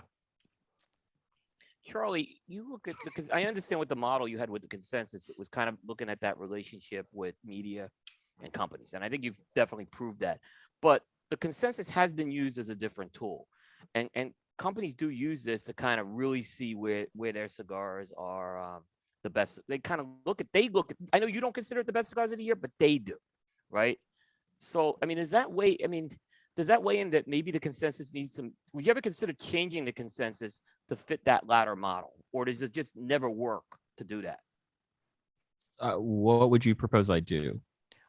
See, here's the thing. I don't, because anything I propose is going to look like it's excluding something. That's the problem I think you have. I have many propositions just like last year. But that's the problem is if anything I say, it's going to exclude. Well, no, but like I just don't like. Yeah. If you say I should try to move the consensus I'm not in the saying direction. You should. I'm not saying I should. No. But it's like a hypothetical. Like I try to move the consensus more in the direction of what I personally think are the best cigars of the year. Like I don't like. What does that look like? Is just. Well, I think what he's trying to ask, and I think this is what we all, how can you make my vote better than anyone else's? Like, how can it be worth more? And that's what we're trying to figure out, is that how can Coop's vote be worth more? No, I don't think that's the case. No, I don't think that's. Well, I mean, I've taken some steps both to not do that and to do it. Like you know, the original versions of the consensus, like, you know, back in the days of developing palettes with 4 different lists, like the first couple consensus, those would have been 4 individual lists, which would have been weighed, you know, equally against Coop's 1 list. We're one quarter person and don't think any of us have forgotten about that. But 100% collateral. Yeah, and you know, someone at halfwheel who's always been a fraction on this list, like, yeah, it is what it is. So there have been some efforts to try to rein in like what were to happen if Blind Man's Puff were to publish 32 lists, like, you know. I get. You know, of all the fractions, Charlie, you're a great fraction. You know, like when you saw those fractions in math class, that you're like, that's a great fraction. That's you, man. You're that fraction. I don't think there's a way. I am 1/2, and June is 1 of 1. Yeah. See, I just don't think there's a way to fix it. I know, John, you have some ideas, but again, I think it's going to ultimately exclude someone, and then you're going to get into an issue of why was this person excluded and another person not excluded. That's, I think it's going to create a huge problem with that. So I don't know how you, I mean, John, I know you have some thoughts on that. I just don't know how I just don't think, Charlie, you should be in that position as the curator, because ultimately you still are a media brand. Then you're going to be accused of media bias. So I don't know if there's a good way to fix it. I don't give a fuck. Okay. Listen, that's the leading issue you've got with me. Like, we're doing well. Right. I just want to preface by saying, Charlie, you're insane. It's bad enough to assemble. I take that as an insult. It is a compliment, actually, because no other person, obviously in the media, would pick up the mantle of, first of all, compiling a number of lists, some of which are published very well and some of which are hidden online, let alone going through and listening to the ramblings of 27, 28 YouTubers and podcasters. Just post your goddamn list in the comments and make it so that Charlie doesn't have a drinking problem. So, you know, I appreciate you going through that process. Do I have a drinking problem? I mean, you probably should at this point. That's the first step, is admitting it, Charlie. Yeah, if you don't admit you have a problem, you don't have a problem. John is coming back strong in hour 2 here after all these insults I lodged in the first half of the show. Keep going. It's the Canadian Hulk, you know. I just get stronger. I'm an insane alcoholic. Let's go. So it's a lot of effort, and you know, I don't know that you get enough kudos for that, because I wouldn't do it, and I don't think you could pay me to do it. But that said, you know, I think that one of the things I've noticed, and we talked about this last year, is that you know, I think the list is comprised of an amalgamation of a number of lists, all of which, or many of which, have different intent. And I think, to me, as a data analyst, that is what I actually, believe it or not, get paid to do. I think the problem with that is that it waters down getting a tangible, intelligible outlook or outcome of that list. So like when I was looking at the top 25 list, and I realized that a number of sizes are combined into one brand. But so of the best 25 of best 25 cigars reviewed in 2021, however you want to phrase that, and I know you've clarified. Yeah. Only 13 of those were actually, new cigars. Now I realize again, the caveat to that is that's not true. There's technically, I think, one or two in there that just got consolidated, but I digress. And so I look at that and I go, well, like, is that a good sampling? And I said, well, actually 3 of those 13 made it into our top 25, and, we're elitists. So that's a pretty good ratio. And it's like 23%. So I said, like, is that good or bad? Like, I don't know. 3 of 13 is actually pretty good if you consider how many cigars are reviewed of the year and how many of those that made it. But I think that, like, for me, and I'm not the one driving the list, what I would like to see is a segmentation of, these are people who review cigars, blank, and these are people who have a criteria of reviewing only new cigars, be it, the cigar aficionado model of, hey, review Nick's new stuff that was 2 years ago, or, reviewing something that's, 14 months old, whatever that might be. But I think when you combine those two together, what you end up with is, 12 cigars that I don't care about because they were released 5 years ago, and 13 cigars that I kind of care about because I'm curious to see what, other cigar brands reviewed this year and thought were good. But that's just me. And, who am I to? Are you say? asking me to do 2 consensus? It's not really 2 consensus. It is, but it isn't, because, It sounds like 2. well, The data is the same. You're just the data is the half. same. Yeah, no. I'm not asking about double the data. I'm asking about, am I going to end up with 2 different lists? Yeah, and you would end up with 2 lists. So one More list hits, would be, Charlie. More hits. Yeah, in fact, I would, and this is going to make you And crazy. on Wednesday, we're going to do the list that John McTavish cares about. That's Yeah. right. And I would actually say there should be 3 lists. So Select the this is stats. really going to make you crazy. So one list would be best cigar God, no reviewed one of is going to click on this. Keep going. best cigar reviewed of cigar media, just blank. So that's people Okay. who have like no criteria. They just do a YouTube So the channel. And actual consensus. the actual consensus as it is Okay. right now. Yeah. Is this cigar media or influencers? I think they're very different. Well, I they have to post a list and they have to post reviews. So Are don't you an think influencers influencer, count. Jim? No, I'm not. I say you are. No, I'm definitely right, not. let's Nobody get nobody John- really gives a okay. shit. Yeah. Anyways, go ahead. John, Eventually I'll consensus finish number this point. 2. Consensus number 2 is media brands who are specifically focused on only reviewing new cigars. Now, obviously, Okay. I know you're immediately going to say, what the fuck does that mean? And, No, I'm immediately saying, let's get on to number 3 here. Okay. Number 3 is retailer lists. Okay. And I actually think there's some value in having a retailer Wouldn't this list. just prove there isn't a consensus? I don't know. Maybe not. No. 'Cause well, if these lists end up being remotely similar, then this was pointless. Yeah, but they won't be. And yeah, so then it's going to prove that there's not a consensus. I mean, I don't like. You what- have what- Coop and I like. We Sorry. represent 2 very different lists. I venture to guess that like half the stuff on our list isn't eligible for Coop's list, if not Yeah. more. Right. Yeah, but at least is, and again, And Coop has a It's just- 30 cigar list. Like, this is just me. But when I look at that list, what I'm looking at is new cigars reviewed and how they scored and how they're trending. That's all I care about. Like, I mean, look, know- I think the beauty of the consensus though is this imperfectness of like, I go back to this is what happens if somebody had an abundance amount of time and had never smoked a cigar, and if they consumed all this stuff, what would they think is the best cigar of the year? And the sort of thesis of the consensus started with every year CA's list comes out, and this is no longer the case, but in 2010, 2011, this was certainly the case. Every year that list comes out, and every year somebody running a cigar blog has the best day of their traffic because somebody went on a forum and said, you know what, CA's list sucks. Go look at this list on this random ass blog, and where there's Taiwan store exclusives and whatever else. Remember 2010, 2011. And the consensus was there to sort of, if you go back and read the original consensus, there's like a comparison between the CA list and of that year and where the consensus, the cigars the consensus produced, and it shows some of the differences. Now, since then, CA's list has become a lot more in line with the collective cigar media and sort of what's happening in the cigar industry. With very little exception, back then the CA list would not put really new cigars on their list. And it would be sort of like you saw this year, where it's like, man, this was the year the Padron 1964 Natural Torpedo was a great cigar. Yeah,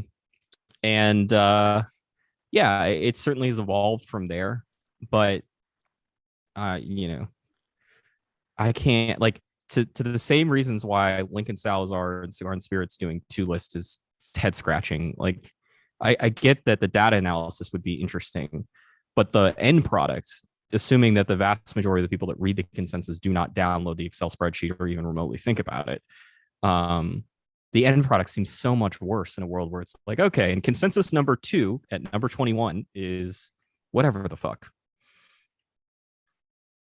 And some of these, like some of these lists would be like 7 media outlets, right? Like the retailer one would be crazy small. Well, I just threw that out there. I mean, I was only half serious, but yeah. I'm curious, since you guys are sort of keep going. No, you go ahead, Charlie. I'm curious to know your guys' thoughts about influencers. You know, the Instagram varietal. I mean, my thing here is that, you know, many of these people are publishing in some capacity, some sort of cigar of the year or cigar of the year list, and are inevitably getting far more people to view it than the, you know, 3/4 of what's on the consensus. And that seems like, given what my sort of ethos is about the spirit of the consensus, that seems to be something that probably should be addressed and certainly cannot be ignored, you know, moving forward. Whether or not it gets included is a different story, but I'm curious to know what your guys' thoughts are, since I would say that you guys are as invested in this, if not more, than I am.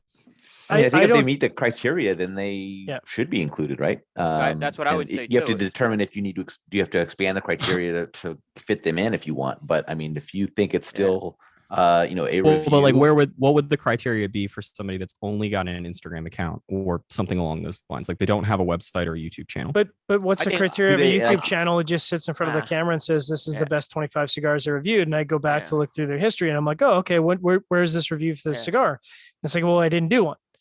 Oh, okay. So you but that's not, that isn't like, I mean, whether or not, if they say that they're only putting cigars they reviewed on on their list and whatever, that's on them. But like, the consensus looks at it and says, you got to publish a top 25 list before a certain point. Right. You can't work for you can't work for a manufacturer. You can't own a retail store, and you got to review at least one cigar in the given year. That's the one that stands out with me. Like, that seems very low. Like, if someone's doing a 10 list and they've only reviewed one cigar, and I don't know how many fall into that. I think I have no problem with the influence. Probably less than 3 in any given year. I mean, that would be the one. I'd probably say it should still be like 30. I mean, I think that's 40. I think that's reasonable. I think that would change the numbers greatly. But then again, you have like podcasts that are doing these lists now that don't review cigars. So I don't know how you handle those types of things either. Are they reviewing the cigars on the podcast, or? Yeah, like, what constitutes like a review? That's good point. Good point. Well, and I guess, I just, you know, if I you just look to see if they have something labeled as Yeah. review. Like, I'm not. Yeah. I See, mean, Aaron, I know that John wants to make more work for me, but like, I'm not going I back and making sure absolutely they're do reviewing not this want to shit. make more work for you. Can't I you actually have some suggestions on how to make work easier, and I'll tell you after the show. But I mean, the whole Exclude Cigar Dojo. The concept of this is just that a consumer looks at the consensus. They see the cigar that is number 1 on the consensus. More than likely, a consumer who smokes a cigar, whether or not it is looking for an enjoyable experience and is expecting one because of where it is. And more than likely, if you look at all the past years, they'll be happy with that cigar. I'll say that. You know what I mean? You can't disagree with that. Yeah, I mean, look, any more so than any other list, you know, pick a random list from, you know, even I would say the 10 most reputable, you know, publications. Yeah, probably. yeah, I mean, listen, like, you know, if I want to smoke or try to smoke a cigar that I'll never be able to smoke, I go to Halfwheel's list. And if I want to know how I failed as a reviewer this year and then smoking the wrong size, I go to Coop's list. So, you know, like, that's how it works out every year. But no, I wasn't disagreeing. It's just, you know, I think for me as a reviewer, I mean, the reason I look at the consensus is because, you know, it's one of those things where to look at, see how my quote unquote peers line up. And I think up until really 2019, I'd look at that list and I'd go, oh, here's a bunch of cigars that we didn't get around to reviewing, and maybe Yeah. we should. And again, this is just me. I don't drive the consensus. It's just, my personal feedback is I look at that and I go, that's no longer the case. Like, I don't really look at the list anymore and go, oh, we should have reviewed that. It's like, yeah, of course I smoked the Localina. It wasn't living in a cave. Like, Yeah. Yeah. Yeah. I mean, duh. I'll agree with you on that. I'll agree with you on that, John. I mean, definitely, I think at the end of the day, I look at a handful of lists just to see where they are. And that's just based off of more than likely what I think of the people who are reviewing the palettes that they have. I'll propose a few things, and then hopefully we can move on to something less depressing, and less insulting for everyone involved. One is that the consensus has changed in an immense amount of ways since it started. I mean, the math is different, as I've been over a couple times. The landscape has certainly changed. One thing that I don't think gets talked about enough, but I sort of thought about when John was making his point about seeing the cigars that are on the consensus versus what he's actually smoked and reviewed, is the amount of free cigars going to reviewers has dramatically increased from 2011, 2012, 2013. And so there's no question that, at least in my mind, that there are way more free cigars being represented on the consensus, for better and worse, than there were 10 years ago. And if Coop and I were sitting in a room full of bloggers 10 years ago, we would all look at this as a positive thing of like, hey, these manufacturers are not only acknowledging us, they're sending us free shit now, which was not usually the case in 2012. That has just taken a dramatic turn. I would also say that the types of people that are running media outlets has changed as well. I think there are a number of reasons why. I think that on the blogging side, the people that are on this chat helped to push out, some of our former selves from, really being capable of doing this with any success. All of us, or most of us, have had our own sites before, or, before outside of Coop joining up on a team. I guess Coop's got a team now, but the days of somebody like launching a Seth's humidor and keeping that going at the rate that Seth did for however many years that he did, like, you just don't see that very often at this point. And I think that's because there are such established levels of media at the top end of blogging that are very different. And so that means that these people are likely going to go to YouTube, where that medium is being used a lot more. But also, like, yeah, there are a handful of channels at the very top, and then there's nothing in the middle, and then there's everybody else at the very bottom. And there's the own little community that goes on YouTube that I'm not familiar with, but I'm very aware that it exists. And so that's different. And the final thing I'll say is that I'm curious to test if the consensus continues. If we can't write more stories about RV companies making humidors that do better traffic than the consensus. It's a pretty cool humidor, to be fair. It did a monster number last week. It's a cool humidor. But the cigar subscription services and their impact are going to be interesting to gauge. I have less interest in them than I think a lot of other people in cigar media do. I look at Pravada and its success, and it sort of seems like that's pretty clear. And then everybody else seems like they're fighting for what's left over. Maybe that's not entirely indicative of it. But to the points about, like, the fanboyism and things like that, it's very clear that on YouTube in particular, a lot of those people's free cigars are not necessarily coming from the manufacturers. They're coming from the cigar subscription services. The amount of time that I heard about Black Lion Luxury and Luxury Cigar Club, and obviously Pravada, although for this example, let's focus on the first two, was so much more than I've heard about either one of those entities up until watching YouTube videos for the consensus or listening to podcasts. And so it'll be interesting to see over time, if that plays a role. I don't think it's going to be the case that they're going to be capable of putting an exclusive cigar on the consensus, because maybe they do, but it would take a lot of synergy. But I do wonder, if you're Aganorsa, how much of your list is, or your ranking on the consensus is due to the fact that you participated in these cigar subscription services. I don't know if Aganorsa does or doesn't or whatever, but I think that that's something to pay attention to, because it's very clear that a lot of those people are getting free cigars, but not from the manufacturers directly. And so those people, if the consensus was, something akin to the NFL draft and of its level of importance, those people are becoming very important curators and filters for what actually is going to end up on the consensus. And if there are more and more YouTubers, they're going to become more and more important about the choices that they make and the free shit that they send to the various YouTubers. Yeah, I mean, if anything, if you look at how Underground 10 kind of leaped above everybody else, I mean, if you just make a concerted effort to hit as many people as you can, and even if you convince people that they should do something like this just to get yourself another voice, I mean, you have the ability to run away with an award, right? So, I mean, for a lot of these companies, the blueprint is out there on how they can, make their way onto the consensus. So, it's just whether or not they care enough or they pay attention enough to do so. But to this day, only one company has ever asked for. I've always said, if you ever want to know, like, I'll do a phone call with you, I'll chat and explain to you exactly how you should make it. Yeah, only one company has ever taken me up on that offer. Yeah, I mean, you might be able to make a couple bucks just rolling around to the brand saying, "I've got a consensus consensus consultant agency, consensus top 5 killer kit," and I just have all the email addresses. Couldn't I just sell the spots on the consensus? Like, yeah, like why are you making this much more work for me to make $17? I'm gonna make the $17, Charlie. I'm not gonna put it on you. I thought we've given product free consulting on this already, Aaron, on our show.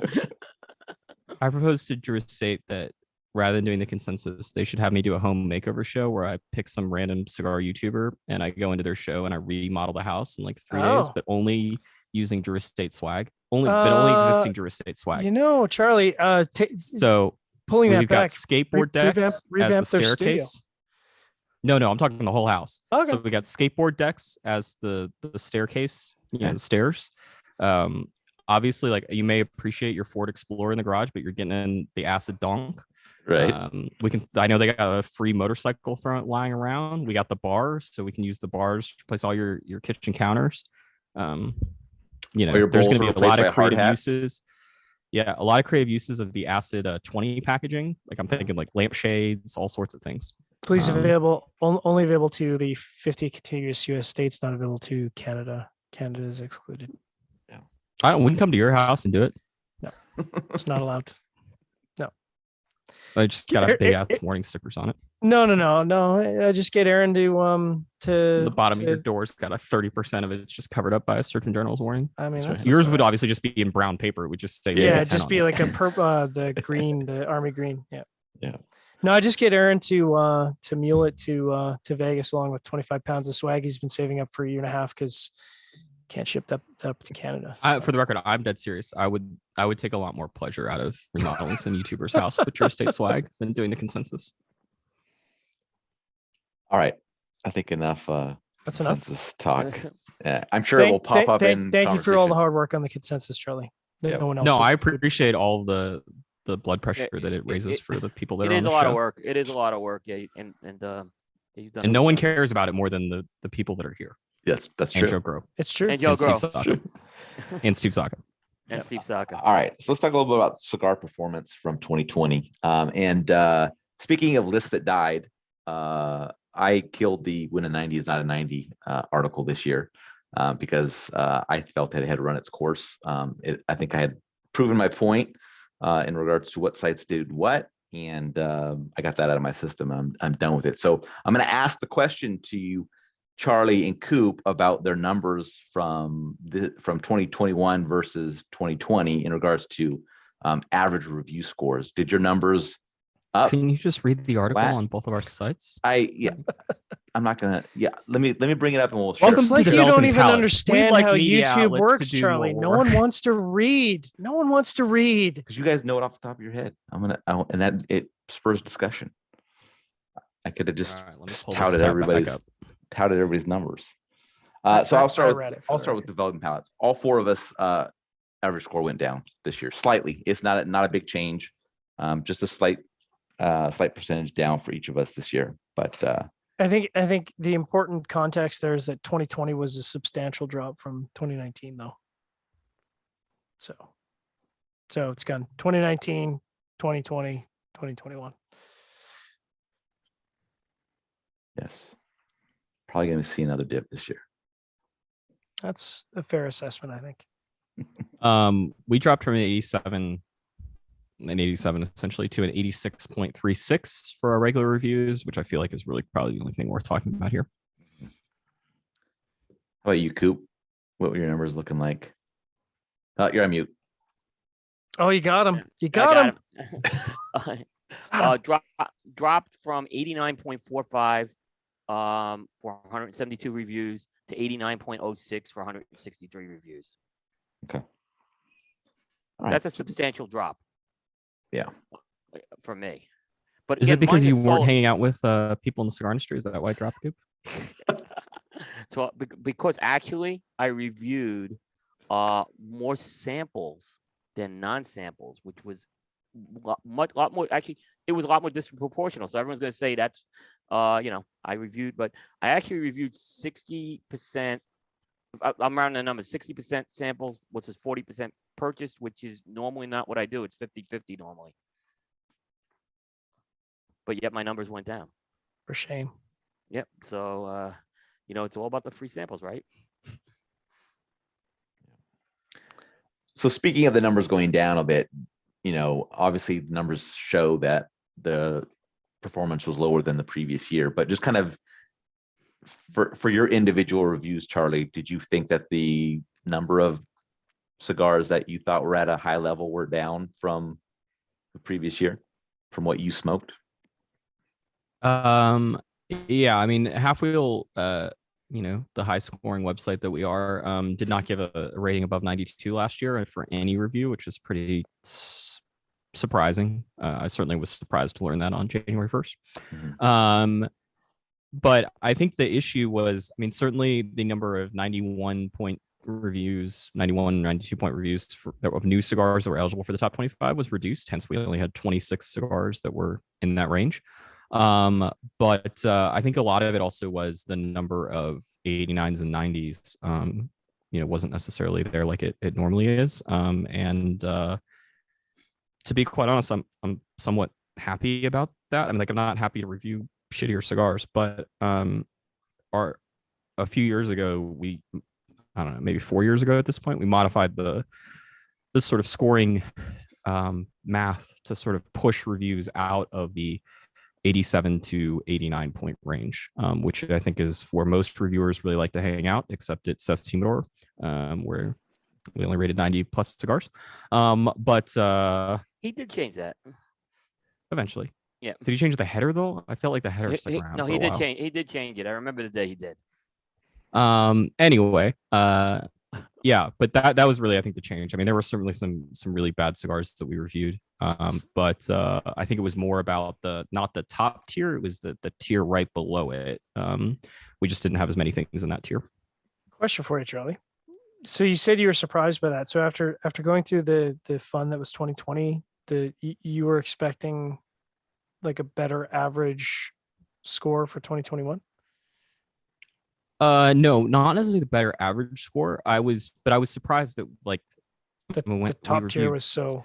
Yeah, we reviewed however many 200 and something cigars, and it's a lot of cigars. 226, and none of them got above a 92. I mean, that's for all the things that are halfwheel. The one thing I would say is that amongst sort of the more established media outlets, we do tend to go into the 93, 94, 95 more than most people do. And particularly when you consider our average score is an 86. We try to use a wider range of the score sheet than, the 10-point system that seemingly everyone else sort of wants to use. It's not the feedback I got the TP, but that's a hot take. Coop, did you find that you similarly did not sort of reach the sort of upper echelon of scoring for 2021 that you would have normally hoped to see? I assume hoped to see. Yeah, I mean, it's been the last 2 years it's been like this. But my year, the score goes from November 1st to October 31st. Right. And I had no scores above a 92. And there were 9 cigars that scored 92. So that is a lot less. There was a 93 that popped up in December, but that's following years. And that was I guess you would call it a redux, or whatever you want to call it on a cigar. So yeah, it's definitely, I haven't changed any criteria how I'm scoring in 3 years. So it's been scored the same. You know, I did, like I said, construction things tended to pop up a lot more this year than in previous years. I think that maybe bounced some scores down a bit. But yeah, I mean, it was you know, the idea when I recalibrated things a few years ago is I wanted to say 90 was excellent. That was like my goal, is to make a 90 excellent, because it used to be, I was guilty of this. 90 was like a consolation prize. And you see the 90 consolation prize sites. We all know those sites out there. So the idea is I made it very tough to get scores in that upper echelon after that. I mean, you know, speaking, well, not anecdotally, because I looked at the data, so it's not anecdotal. You know, this was the first year since I've been doing reviews with Developing Palates that I did not give a very good score to any third of any cigar. You know, and I don't think I was necessarily expecting that. After 2020, I was kind of hoping that there'd be some superstars, but I would say overall, like if you look at the average score, I'd say I'm not surprised. I know that the reality of you know, what it takes to make a good cigar and what it takes to keep a factory running consistently is very difficult. And if you're not in country, you know, these things kind of go hand in hand, unfortunately. You know, and certainly it is the most in the entire time I've been doing reviews for 10 years that outside of reviewing Cuban cigars, that I've had to make comments on draw issues and burn issues and what have you. But again, you know, I think that's balanced against the fact that up until recently, you know, the COVID, one could go into a shop blindly, pick up a non-Cuban cigar, light it up, and be expected to have a perfect burn and a perfect draw. So if you use that as a benchmark, then I think it makes sense that any kind of interruption to that is obviously going to be less than perfection. So, you know, I think maybe people need to recalibrate a little bit during these times, but You know, I think the biggest problems we've seen though with scoring across the collective cigar media has been those upper echelon scores and how easy they're given out. I think that's the part I think we've had the most issues with, more than anything. And there are a lot of sites that are giving out 100-point scores and 98 and 99s, and Really? you know, oh yeah, it's not just Barry. I didn't know. There's a lot of that going on. Yeah. You know, a lot of guys use Sorry, the I minus just don't point. follow I people, mean, I I don't guess. understand. So there's this one philosophy, you use the minus system where you start, everything starts at 100 and you deduct points. And I don't get that one at all. So it's just, Turns out that's not what we do at Halfwheel. I know. One thing I will say, I wish that we had a way to publish this where there wasn't downsides, but our top 25 list where we, you know, everyone scores every cigar that's on it. You know, I talked about it on the show that the second place cigar this year would have, you know, beaten out the top cigars for the previous 2 years. But for the most part, the top 10, maybe not so much, but the list itself, like when you start going through, like, where did the number 12 compare to the previous number 12s?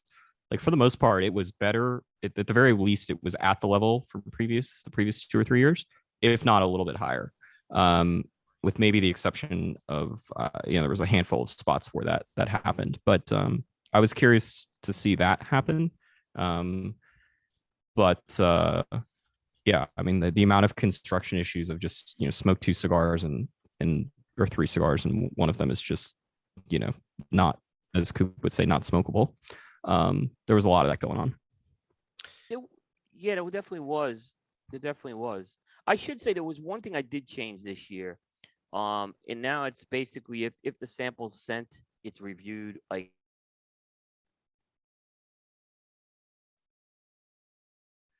and I think I was guilty of doing that, and that was wrong. So that's changed. Who yelled at you? Do you want to give your address out so we can schedule your next 6 months of reviews? Yeah. But actually, I'm trying to balance that out. I'm sorry, John. Okay. I turned down a lot of samples in the fourth quarter because I was like, you know, I saw there was this unbalance, and I was trying to get the balance back up of stuff that was purchased that was sitting in the humidor. So, you know, now it's first in, first out. Now going forward, it doesn't mean that's how the review is going to publish, but that's how it's smoked.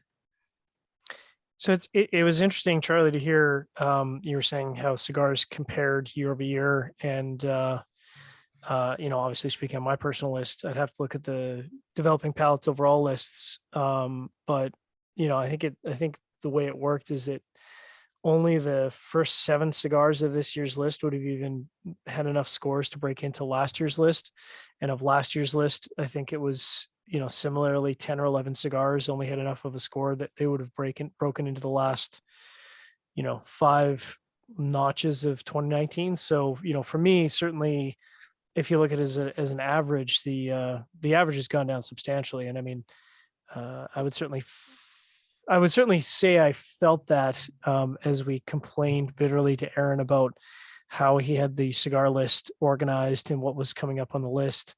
I think there was more than a few, and I'm not the only one that said, can you just move that cigar out 2 or 3 weeks? Because I just don't feel like I could smoke another cigar that's disappointing and not take my own life hanging off the balcony. I think it was just, and again, I balance that against like, look, it's as much as someone might think, you can't blend a cigar via mail order. Like you have to go down to Nika or you have to go down to the Dominican and you have to work it. And I don't think any brand owners we talked to at the TP were under any illusion that that's not the case. And I think everyone we talked to said they're eager to go back and really get hands on with projects again. But I think 2021 for me was just, it's the natural outcome of if you're not down in country managing the product and managing the factory, I mean, of course the product's going to suffer. That's just how it's going to go. I mean, do you guys think there should have been as many new cigars, given how hot cigars were selling and how many back orders there were? Fuck no. Yeah. No. All right. What a waste of Oops. tobacco. Nope. Yeah. Like hold on to June, the you haven't said tobacco. anything in an hour. Sorry, How's Netflix? I wasn't listening. No, I'm. Oh shit. Netflix is great. He was catching up on Boba Fett. Yeah. Captain Kirk. Do you think there should have been as many new cigars in 2021, June, given how many companies were saying they were back ordered and how many issues there were supplying current inventory? Nope, but Do you think everybody this loves a industry- good new cigar every Yeah. single year. That's what Do people you look think for. this industry could say, we got to everyone's got to chill out? No, I mean, but that's People don't want that. People always want new cigars every single year. So what's new? What's new? Sometimes Yeah, you but need the to problem give is what that- people need, not what they want.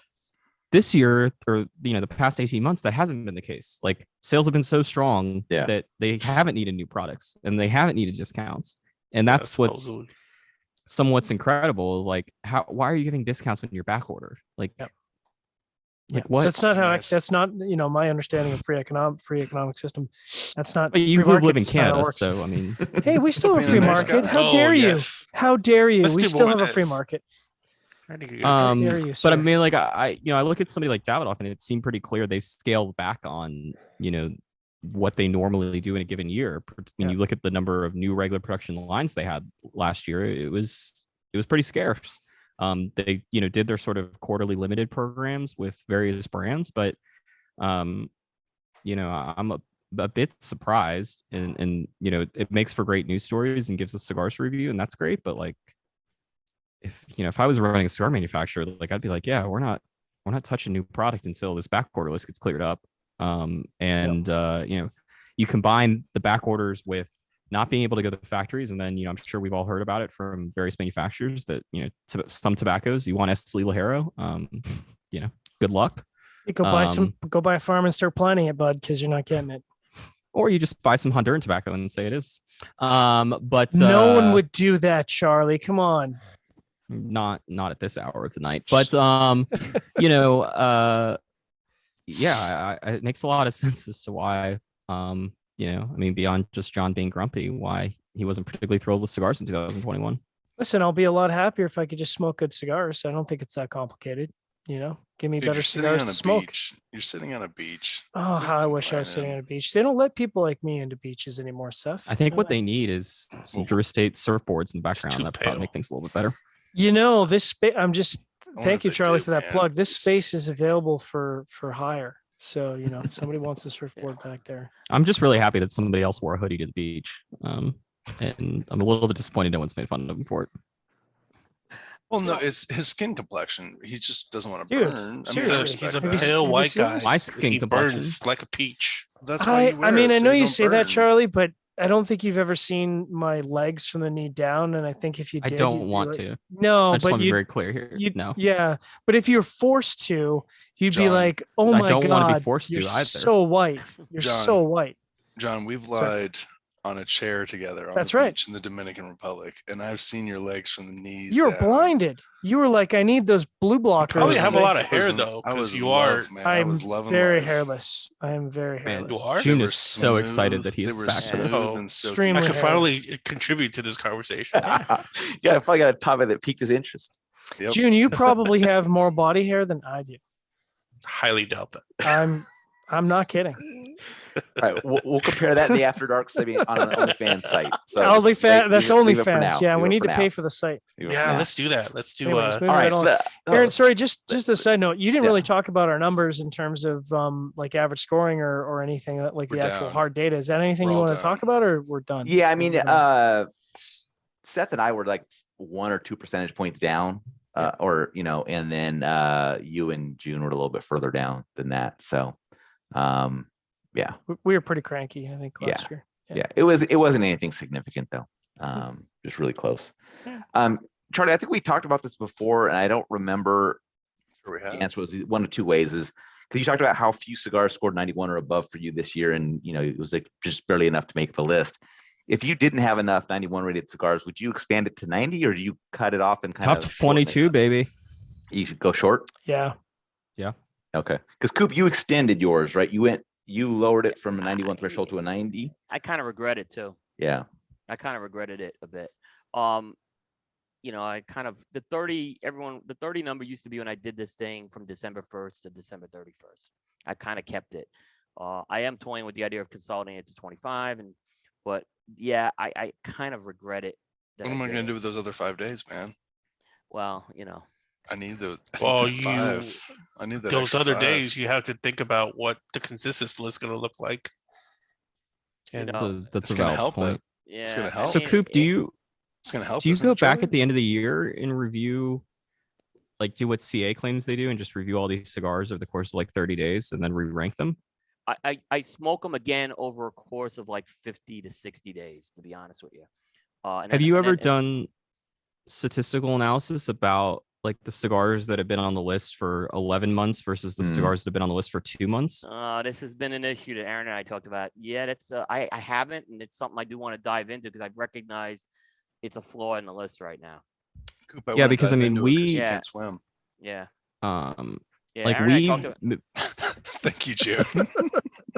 like we've made a concerted effort to try to review the top 25 stuff within 45 days of when the review gets published, knowing that like I'm pretty convinced that in the case of this year, that the 2 cigars that were number 1 and 2, the My Father Humidor Deluxe, which no one smoked, and the Opus X Deseos de Amor, which Yeah. no one plus 2 people smoked. They were both eligible Um, by the way for the Coop list. I just want to say that. But go ahead. Um, Go ahead. What's so your Coop address didn't like again, those Coop? cigars. Yeah. And yeah, so like I'm pretty convinced that if we had waited till November or December to re-smoke those cigars, that they would not have scored as well. Not because I haven't smoked either one of them Yeah. since April or something, but historically, like we learned that there is whatever magic gets captured when Patrick does the review in April may not be there come October. And Yep. quite frankly, if it is there in October, like I got some questions because I think most of us would agree that the cigars change over time. And so I'm curious, given that you're a one-man show, like it seems like you would be better off. I know the Rocky Patel Winter Collection, not so much the case, but like it seems like it would be better off to make Coop's list towards the end of the cycle, like in April, May, June, or whatever, versus at the August of the year prior. Yeah, it's interesting, Charlie, because I remember Patrick did the Cigars Daily show, and he was talking about a lot what you did, and I actually came out of that show saying I got a flaw in here, and that's exactly what the flaw is. Something's not right, so it is something I'm looking at right now to do, to kind of maybe adjust that going forward, because I think there could be. I haven't looked at. I'm actually going to plan on looking at the data in February to see how it turns out. But yeah, I think Yeah, there I'd is just be some- curious to see if there's like a correlation between what ends up in your Yeah. top 5 and when they get reviewed. Yeah. Yeah. I mean, there's some like, yeah, because like I said, there's like, especially if there's one sitting there and it's a limited edition and I'm holding it back, that could definitely be the case. It could lose some magic or gain some magic. So yeah, it's like I said, I definitely out identified it as a flaw that I want to try to address. I totally agree. Admitting you have a problem is No, the first step. I said it after I heard the show. I said it. Aaron and I talked about it on the show. I said I found the flaw here. I didn't think of that, and it's a valid point.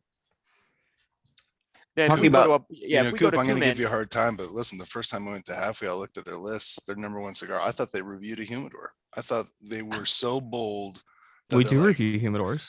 No, I know, but I Hey, thought, I look, had- it's this number 1 cigar of the year, My Father Humidor Yeah, Deluxe. I was like, had- dude, how transcendentalist of them. They had just I gave known it to a Atlantic had those fucking cigars, I humidor. would have got it. I would have got John that would have been cigar. so happy. Yeah. John would have been Well- like, man, Halfwheel's number 1 cigar of the year is a cigar fucking draw tool because all you guys suck. But had I known Atlantic had those cigars, that probably would have been reviewed. Here's a can of butane because you need to relight all this list. There you go. Yeah. That's actually true. Is some companies should start sending out butane so we can continue to fill our Yeah. letters. I think we talked briefly halfway through the year when we kind of saw the trend of where scores are going about, whether we'd consider cutting it off. And I think in the end, we said, look, it's, this is the best X number of cigars we reviewed this year. And Yeah. it's, whatever.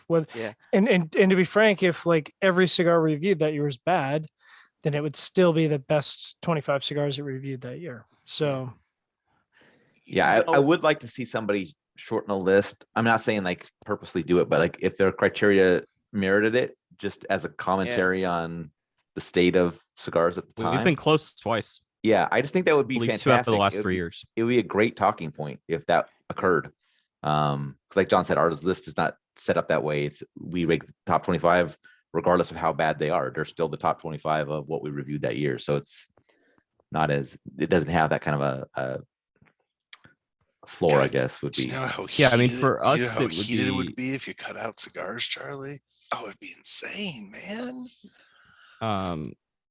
Maybe, I don't know. I mean, more Oh, people there'd would be read so that many- RV humidor thing. People pissed. I mean, for us, it would be logistically challenging given, what I just talked with Will about. Like, we would have to go back and buy 20 times 3, 90-point rated cigars, send them to our reviewers, knowing that they weren't reviewed in the same fashion that the 91 plus cigars Yep. were. Right. And then, 20 times 3 equals 60, by the way.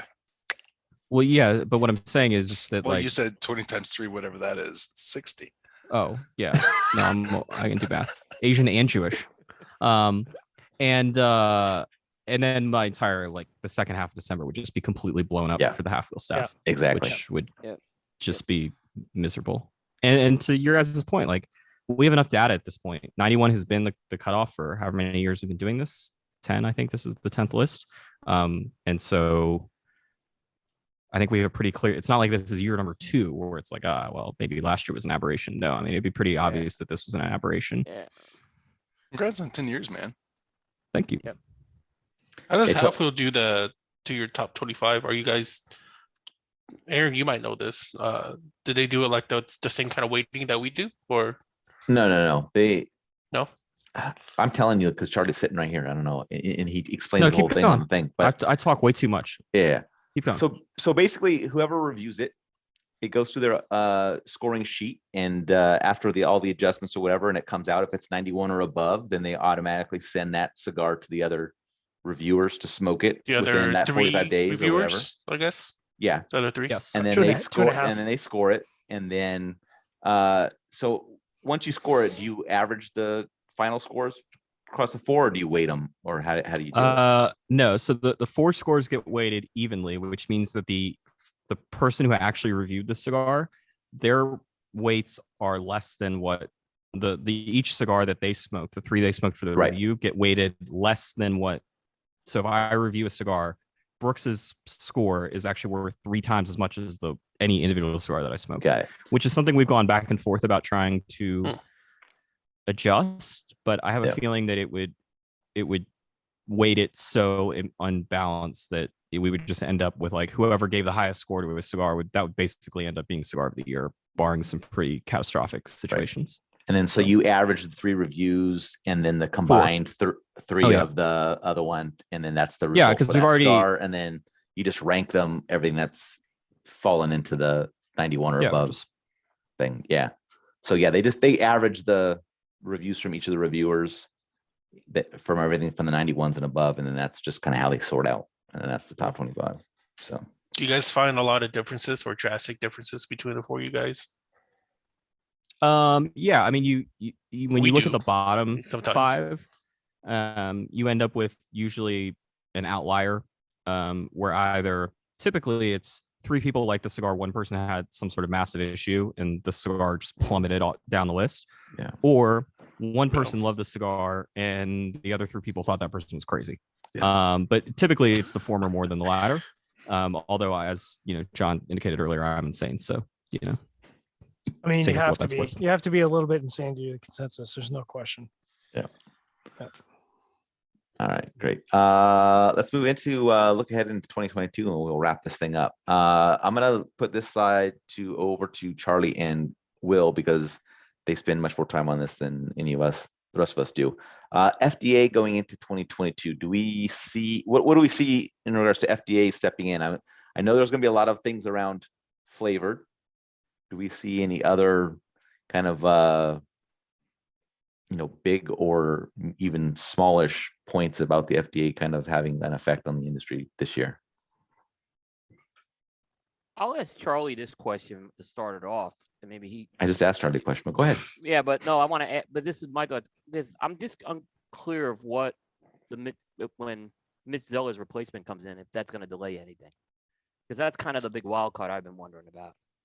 And does someone else come in? Did they get someone just to continue this work, or did they bring someone new in and they start reevaluating everything again? I don't think it will be that much of a disruption. I think that the 2 sort of things that I think people would be most aware of is, one is the FDA is waiting to decide whether or not they're going to regulate premium cigars the way they announced in 2016, or at least in some capacity of what they did, namely for substantial equivalence, which is the product approval method. That is waiting on a report from a different group of government scientists from the National Academy of Sciences, which is expected to be delivered to FDA this spring, and then FDA is expected to then act on it pretty quickly. I would say it would be surprising to see them wait a year after receiving the report from the National Academy of Sciences. They're not bound to listen to what the National Academy of Sciences, or they're not bound to do what the National Academy of Sciences suggest they should do. So it's worth pointing that out. And they're not bound by the court to do anything other than to go through this process of reevaluating their work. I suspect, given all that they will just end up doing what they said they were going to do from 2016, because that seems like A, the cleanest thing for them to do, and B, they already said that's what they were going to do. So I don't know why they would now change their minds. Excuse me. The second thing is, as you mentioned, FDA is expected to announce a sort of follow-up to it's technically a twofold thing, banning menthol in cigarettes and then banning flavored tobacco products in some capacity. I suspect that if FDA was further along in the flavored tobacco products or process, they would wait until Zeller's replacement came in. They typically don't like to introduce marquee policy when they have an interim director. But Zeller is the director of FDA CTP, so he's not the head of FDA itself. He's the head of a division of FDA. And B, they're not going to enact anything on the flavored side this year. It would be stunning if they even got to step 3, quite frankly, out of probably a 6 or 7 part step. So I don't think Zeller's going to slow that down at all, to answer your question, Will. Okay. And then another question I have for you, because this kind of affects mine. So they go to the court and they present this SE thing, right? The court, I guess, says, okay, does it go back to another comment period? It could, I suppose, but that's what I was wondering. It's not required to. It's not. So I guess if it's drastically different, which I agree, it's not going to be drastically different. I totally agree with you on that. So that's going to be it, unless it goes to another comment period. Yeah, then I wouldn't see any change this year. Yeah, I mean, I don't know the exact structure of the FCA. Like, I don't know if they even really could open it up to another comment period without signaling that they were going to change the path that they previously said they were going to. But I think that's pretty unlikely. To get back to the question that Aaron started with, I think beyond those two things, I think the thing that's likely to be more impactful, I mean, the substantial equivalence is going to be impactful, but the reality is cigar companies were 15 or so days away from having to submit it in August of 2020 anyway. So most of that work has probably already been done for the vast majority of cigar companies. At least it should have been done. So I don't think that's going to really have much of an impact initially. But I do think that sort of the behind the scenes politics, that is a much more impactful thing. All of the issues that you've heard about regarding the PCA, the Premium Cigar Association, outside of the trade show, so their financial issues, the leadership, the disagreements with certain companies, whether that be the big, quote unquote, big four that remove themselves from the trade show, that would be Altadas, Davidoff, Drew Estate, and General Cigar Company, 4 of the 5 or 6 largest cigar companies in the U.S., whether that's the internet retailers who they also have not necessarily on the same side of. I think that the who's paying for what is probably going to get a lot nastier.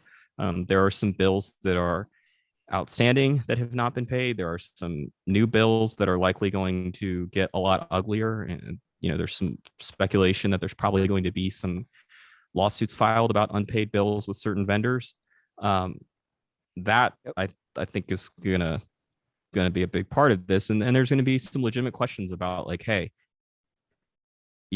I don't know where the PCA's finances currently stand, but they don't seem to be heading remotely in the right direction. And I think the questions about how much longer the PCA can sustain doing what they're doing are very legitimate. And that's gonna there could be a vacuum to be filled there. And I think there's going to be, if that gets to that point where it seems like the PCA is legitimately close to being bankrupt, or whatever you want to call it, being out of money essentially, who bails them out, and how much power gets transferred in the bailout, that could be super fascinating and very ugly. And I suspect that will be a theme for much of this year. So speaking of PCA, do we see the board changes having any kind of meaningful effect for the positive or for the negative at all, with the additional board seats for brands and associate members? What do you think, Aaron? I don't see much change happening from that. Nope. More voices at the table, but you're not gonna see much change. Yeah, I mean, what needs to happen is a major change, and I don't know if this is enough of a major change, right? So it kind of just dilutes the pool a little bit more. Yeah, you're going to get some other voices heard, but the chances of probably getting decisions made in such a large group may prove to be tougher. It's not always about more voices; it's about the right voices. That's true. Yeah, I mean, that's the question to be had here. Like, are those 3, Mike Conder, who is now on the PCA executive committee as the sort of manufacturer representative, Christian Iroa, and Alan Rubin of Alec Bradley. I don't think those are the 3 dissenting voices, or 3 very dissenting voices of the PCA. I think if you would put Dylan Austin on the PCA executive committee, that would be a very, very different story. Yeah. But yeah, June, do you think this is a big change, or you just completely lost your shit at this point? No, I have no comments. Honestly. Disgusted. Yeah. Just disgusted. Yeah. I mean, I just don't. I'm curious who's gonna be the 2 other reps on the board that are gonna be voted in. Who's gonna want to do this job, and who's gonna want to go on that board is gonna be interesting to me to see who wants that, because you're gonna be in a small minority no matter what you do. So you're gonna be pulling on a rope, spending a lot of time there. I understand Christian and Aaron Rubin coming on it because they already spend an enormous amount of time, I think, from an advisory standpoint. So I kind of get that. I just don't know who else is going to be up to want to fill those seats. Yeah, I mean, keep Seth, thinking of you na- still work in the space, right? I'm sorry. Like you still work in the nonprofit space, right? I mean, I manage some nonprofits. Yeah. Like I find it to be just fascinating that like we haven't a board in this case that like has zero diversity, and I'm not talking about race or gender. Like, No, there's if you look at a corporation's board, like they purposely put people of different backgrounds and different industries on a corporation's board for a very clear reason, which is that you end up with different perspectives. And we have this board and these committees that is more or less, with a handful of exceptions that they like to point to whenever they get called out on it, of diversity. And it just seems like you create an echo chamber. I mean, if you were in charge of assembling a PCA board, like how many non-cigar people would you recommend them to have if you were hired as a consultant?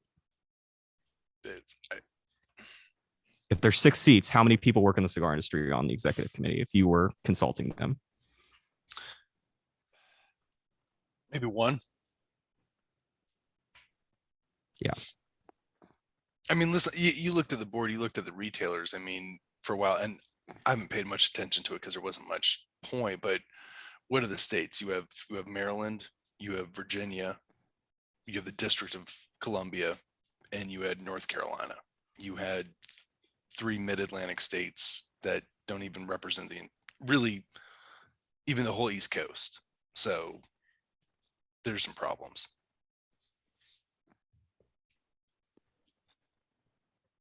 Yeah, I mean, I keep going back to like, you put a homogenous group of people together. I don't know how you expect to get differing opinions. If we were crafted with creating, and I know that there have been some attempts at it, but if there was a $10 million prize to create a cigar media association, like the recommendation on my behalf would be, let's put a whole bunch of people who are not cigar media members on the executive committee. Let's get actual advice from people that work in other spaces, as opposed to the 6 of us saying what we think should happen, Right. for any number of reasons, starting with like, if you disagree with the decision the executive committee makes, at least it's not starting with, well, you're just trying to put me out of business. Right. The one time, I mean, my sister-in-law's up in DC and she does a lot of politics and all the lobbying and so forth. And I guess PCA or Josh did something. She called me. She's like, do you know who this Josh guy is with PCA? And I was like, yeah, why? She's like, well, he's kind of making a splash right now. I don't know what's going to happen with it, but his name popped up for a little blooper, but it's not an industry that gets much attention to DC. So, I look to the other problem that really hasn't been addressed yet, the executive committee. You have essentially guys that are on the executive committee for 10 years. They started secretary, then they go to treasurer, vice president, president, and then ex officio. So, I mean, and that's been a problem I know that a lot of people have talked about, that you have these guys on there for 10 years.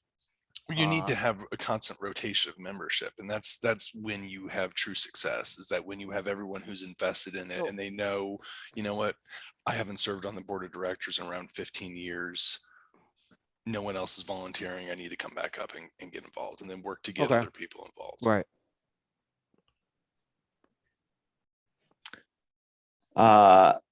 Did the TPE take a big step forward this past week in closing the gap with the trade show kind of presentation against PCA?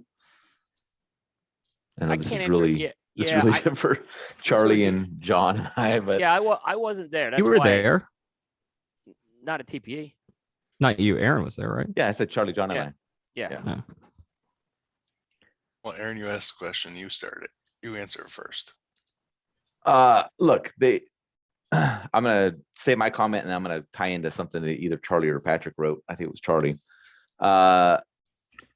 The show kind of went off well. I mean, I didn't notice a bunch of any, any hiccups or anything like that. It seemed that people were interested in coming based on low price of exhibiting and things like that. They feel like they're getting their money's worth, obviously. But I don't remember if it was you, Charlie, that wrote like the exhibitors are doing everything they can to make it go the opposite direction for them. Is that what you wrote? Yeah. B2 plus day. So they're expanding the booths, gonna increase their costs. They're gonna get themselves into the same hole they dug at the PCA. I mean, it's obviously seems like it can work with having a show in Q1 and having that show in Q3 or whatever. I don't know. It seems with all the politics around PCA exhibition and things like that, they may find that they like TPE better. It's cheaper to go to. They don't have to deal with a bunch of infighting and all that stuff. So there's a possibility that there's something there for them. I asked the question about this, in terms of how much more do they continue these hosted programs, right?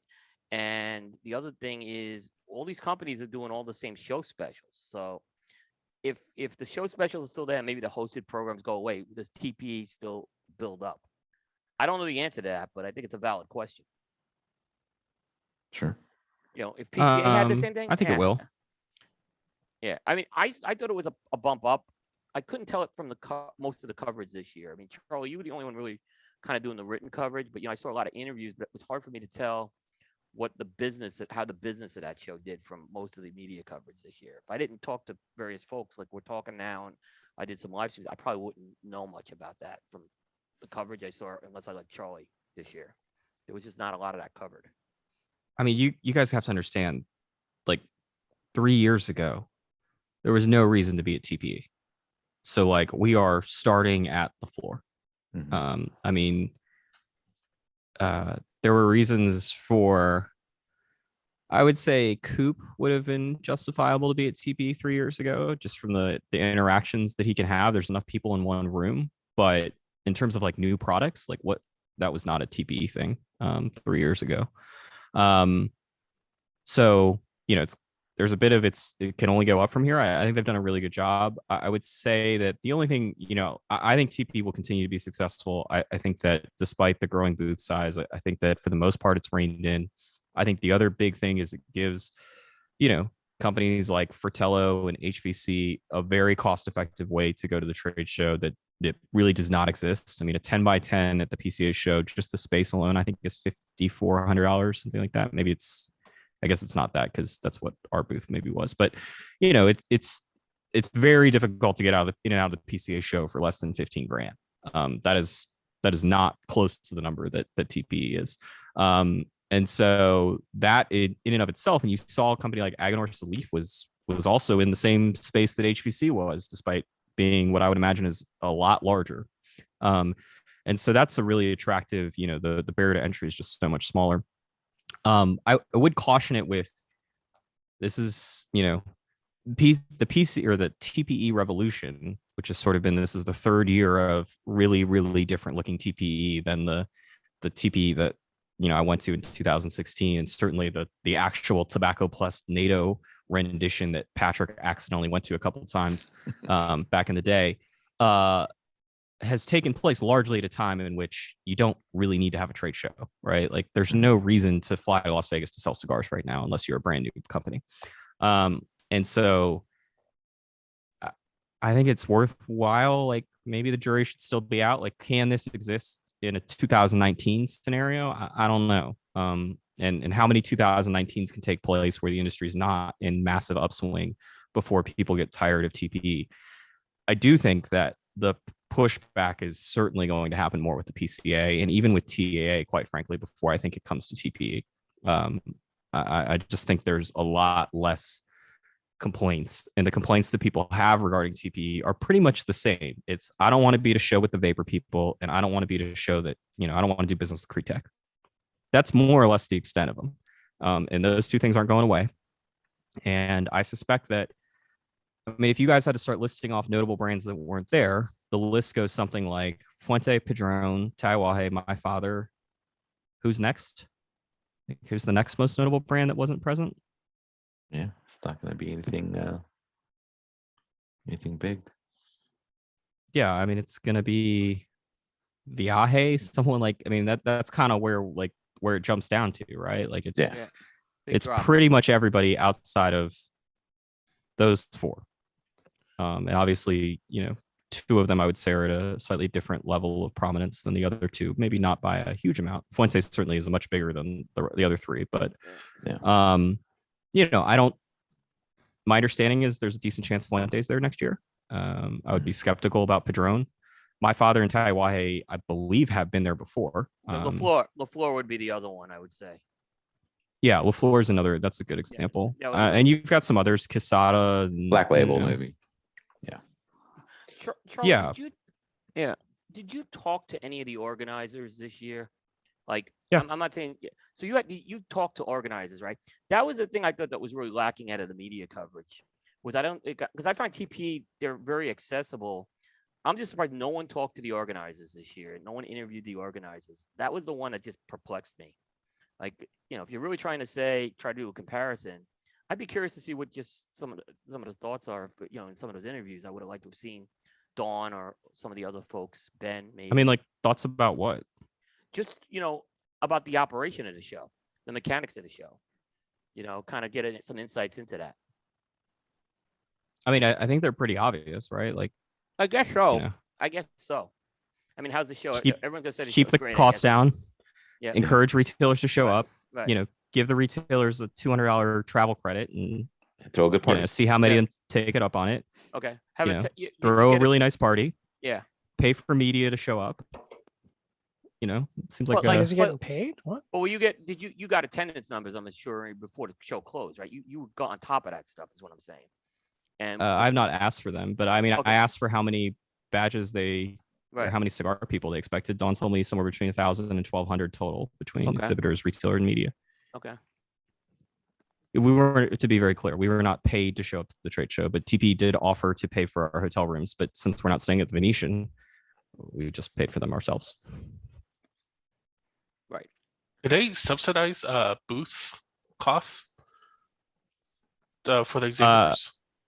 I don't think they subsidize booth cost, but they do have lower priced booths. I mean, Yeah, it's I don't know if you've seen a third. picture of this, June, but they have these, they call them pavilions. They are in no way a pavilion, but they have basically these, imagine you take a IKEA cabinet, or an IKEA bookshelf, the tiny IKEA bookshelf, and then you put like a 5-foot wide table next to it, and they sell those. And so you can, I don't know what the cost is, but you can have this space where you can display, I don't know, 8 or 9 cigar boxes and have a table to work off of. And then they have some shared tables behind it. So if you're HVC, you don't have to buy a 10 by 10, and you don't have to pay to get, extra furniture and banners and all the rest of it. You can if you want to. But that's just not an option. Like I think it should be something that PCA has. Like, I think it would be really intelligent for them to say, hey, look, if you're a new exhibitor, we'll give you 2 years where you can have access to a booth space that's a similar size to what TPE does, because Yep. you probably don't need a 10 by 10 and all the costs associated with it. And if you want to be Casa 1910 and spend money like it's going out of style, go for it. And you would have cleared a lot of empty space. I mean, we just would have cleared some empty space if they did that. And you would have built up some goodwill. Yeah. I don't. Yeah. I agree. So, I mean, so I guess PCA just has more, just far greater margins for booth revenue than TPE does. Is that how it works? I mean, I No, assume I like bet the labor margin costs is and staff better. fees is all same, right? They use the same company. Shepard's the one that's responsible for, dealing. Like if we have a booth at PCA, right? I can tell you how much those chairs cost and the 77 different options you have for chairs. But it's the same company. It's the greatest, not the greatest, but it is a hell of a racket. They charge you more for a folding table to rent for a week than what it would cost to go buy it at Costco. Why do you hate supporting American labor, Charlie? They're union labor, so I'm just- you gotta hate on it. But no, I'm guessing the margin, like the percentage margin on those booths that TPE has, the tiny ass little IKEA, tower. It's not from IKEA, but you get the idea. I'm guessing the percentage margin on that's better than what they make selling a 10 by 10. and I've been told it's a turnkey operation. If you show up there, it's just you show Yeah. up there and everything's there for you. Yeah, Yeah. a lot of people expressed that you that know, was much easier. Now there are things I don't like about those. But mainly they're small and sometimes it's hard to have conversations and stuff, and the middle area is crowded. So The I think it does work for some companies. For sure. as a new attendee, I will say, and I have no reference point for previous TPs because I'm a snob and didn't attend. But I thought the pavilions were very approachable, both from the outside and the inside, and certainly, whether it's a factor of the companies that chose to be in the pavilions, they certainly seem to have a lion's share of traffic. The next closest traffic would be really, some of the larger booths like Placencia and Drew Estate. But I think one of the things that surprised me was talking to some of the smaller brands. One of the things they said was it's a more affordable booth space. And I said, okay, so, I won't see you at the PCA. I'll see you at next year's TP. And they said, well, no, I'll be at the PCA. So I was like, okay, well, that's interesting. But I guess, the discussion about whether the two trade shows are competition. I mean, if a company's attending both, I don't know how much that really factors into competition from a brand owner perspective. Yeah, I mean, I think that TPE remains an alternative to PCA, but it's not a competitor. And I agree. I quite frankly, I don't think it's in TPE's best interest to market themselves as a competitor. I think you market yourselves as, hey, we're quick, we're easy, we're the only game in town in January, and we're a lot cheaper than your other options. And I think, it doesn't get talked about as much on this side of the world, but there is a lot of value of not having retailers go into a trade show and place the biggest orders possible, because the biggest order possible means that they're getting a maximum amount of margin.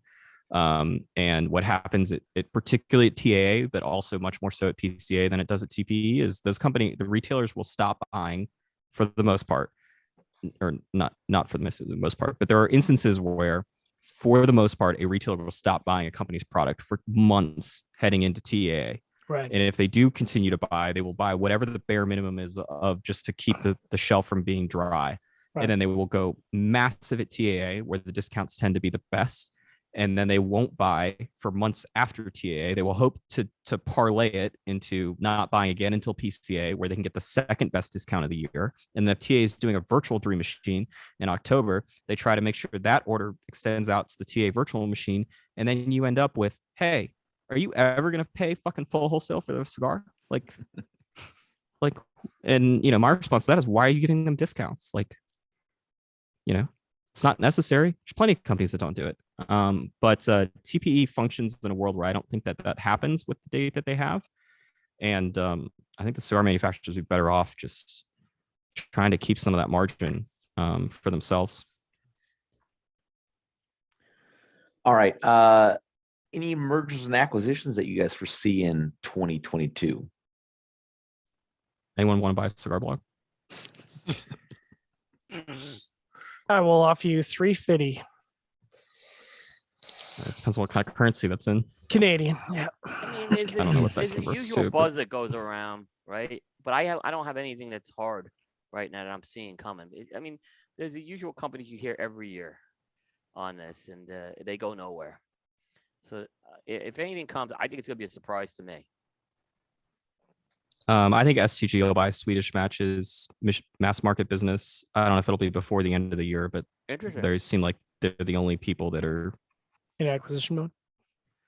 No, it's more that I think that probably just on the most basic of levels makes the most amount of sense for those that have stuck with us for this long. Congratulations. Comments are still flying in, for the record.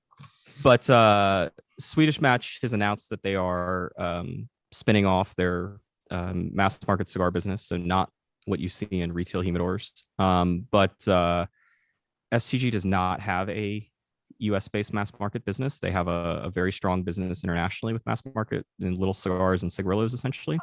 The other big thing, though, is that all of the other people that would look to acquire that business from Swedish Match have more or less all said that they're getting out of combustible tobacco products. So that would be the Altria, Philip Morris International, British American Tobacco, all the sort of big tobacco companies. Whereas STG has very much not said that they are done with combustibles, since that's basically their entire business. And so, yeah, I think that they're probably just going to wait it out, see how low they can get that price to, and then I would suspect they're going to be bidding against themselves, or I guess bidding against an IPO.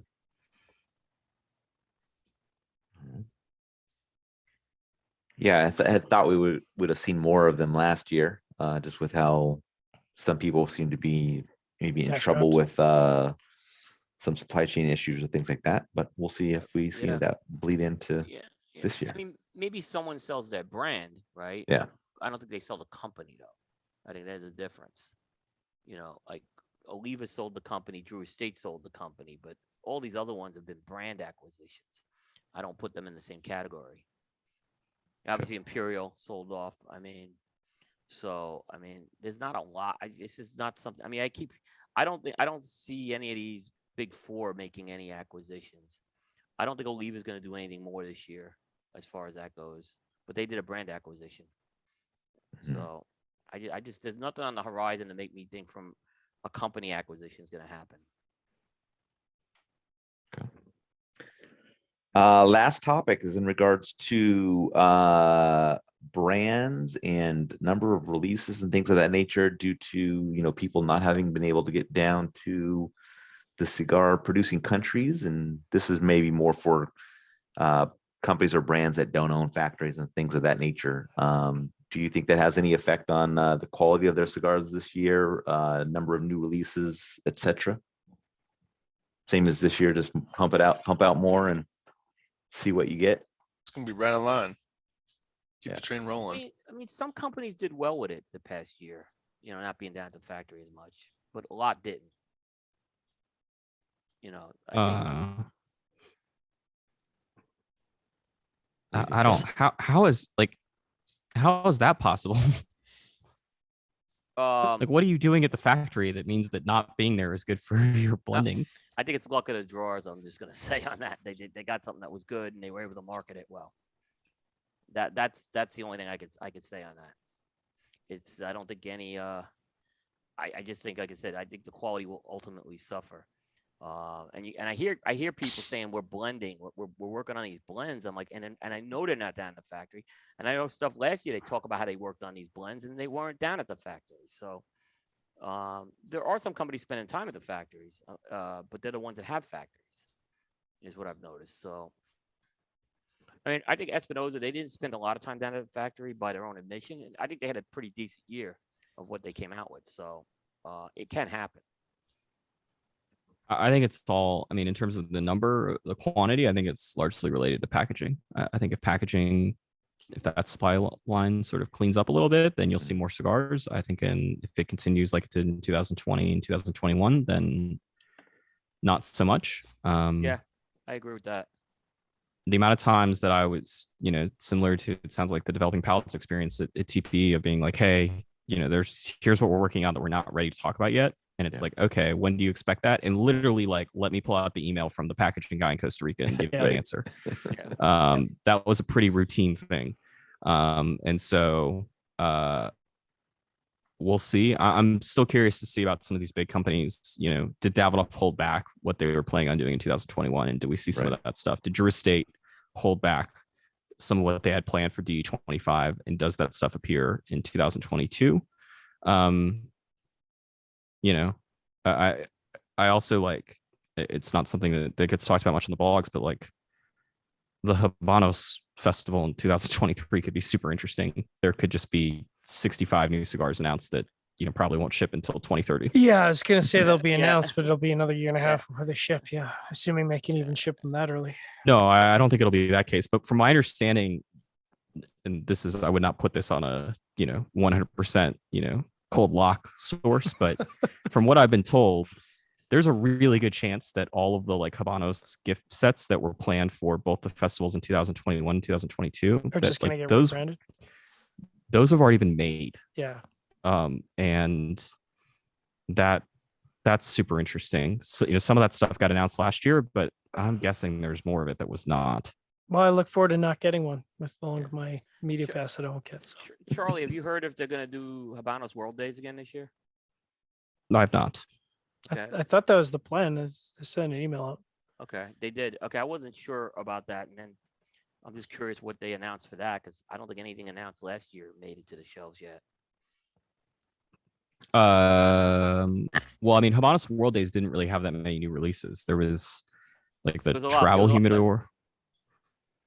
There's a lot of stuff that they announced previously that they haven't shipped. I mean, some of it, I guess, the Romeo Linea de Oro shipped, but that was at the 2020 festival. Yeah. All right. Well, we've just passed 3 hour mark, so I think I'll drop, cut everybody out from the remaining torture. But I want to thank you, Charlie. Thank you, Will, for joining us this evening. Always appreciate your insight and your nice banter and insults and all those things that we do here. Appreciate everybody that tuned in. Wrapping up 2021. Hopefully, we don't have to talk about it anymore until we get to next year's wrap up and compare how great 2022 is for cigars. Best time of our lives, right? So Never a better year. Never a better yeah. year. Exactly. So thank you for everybody for tuning in. We'll catch you next time. Take it easy.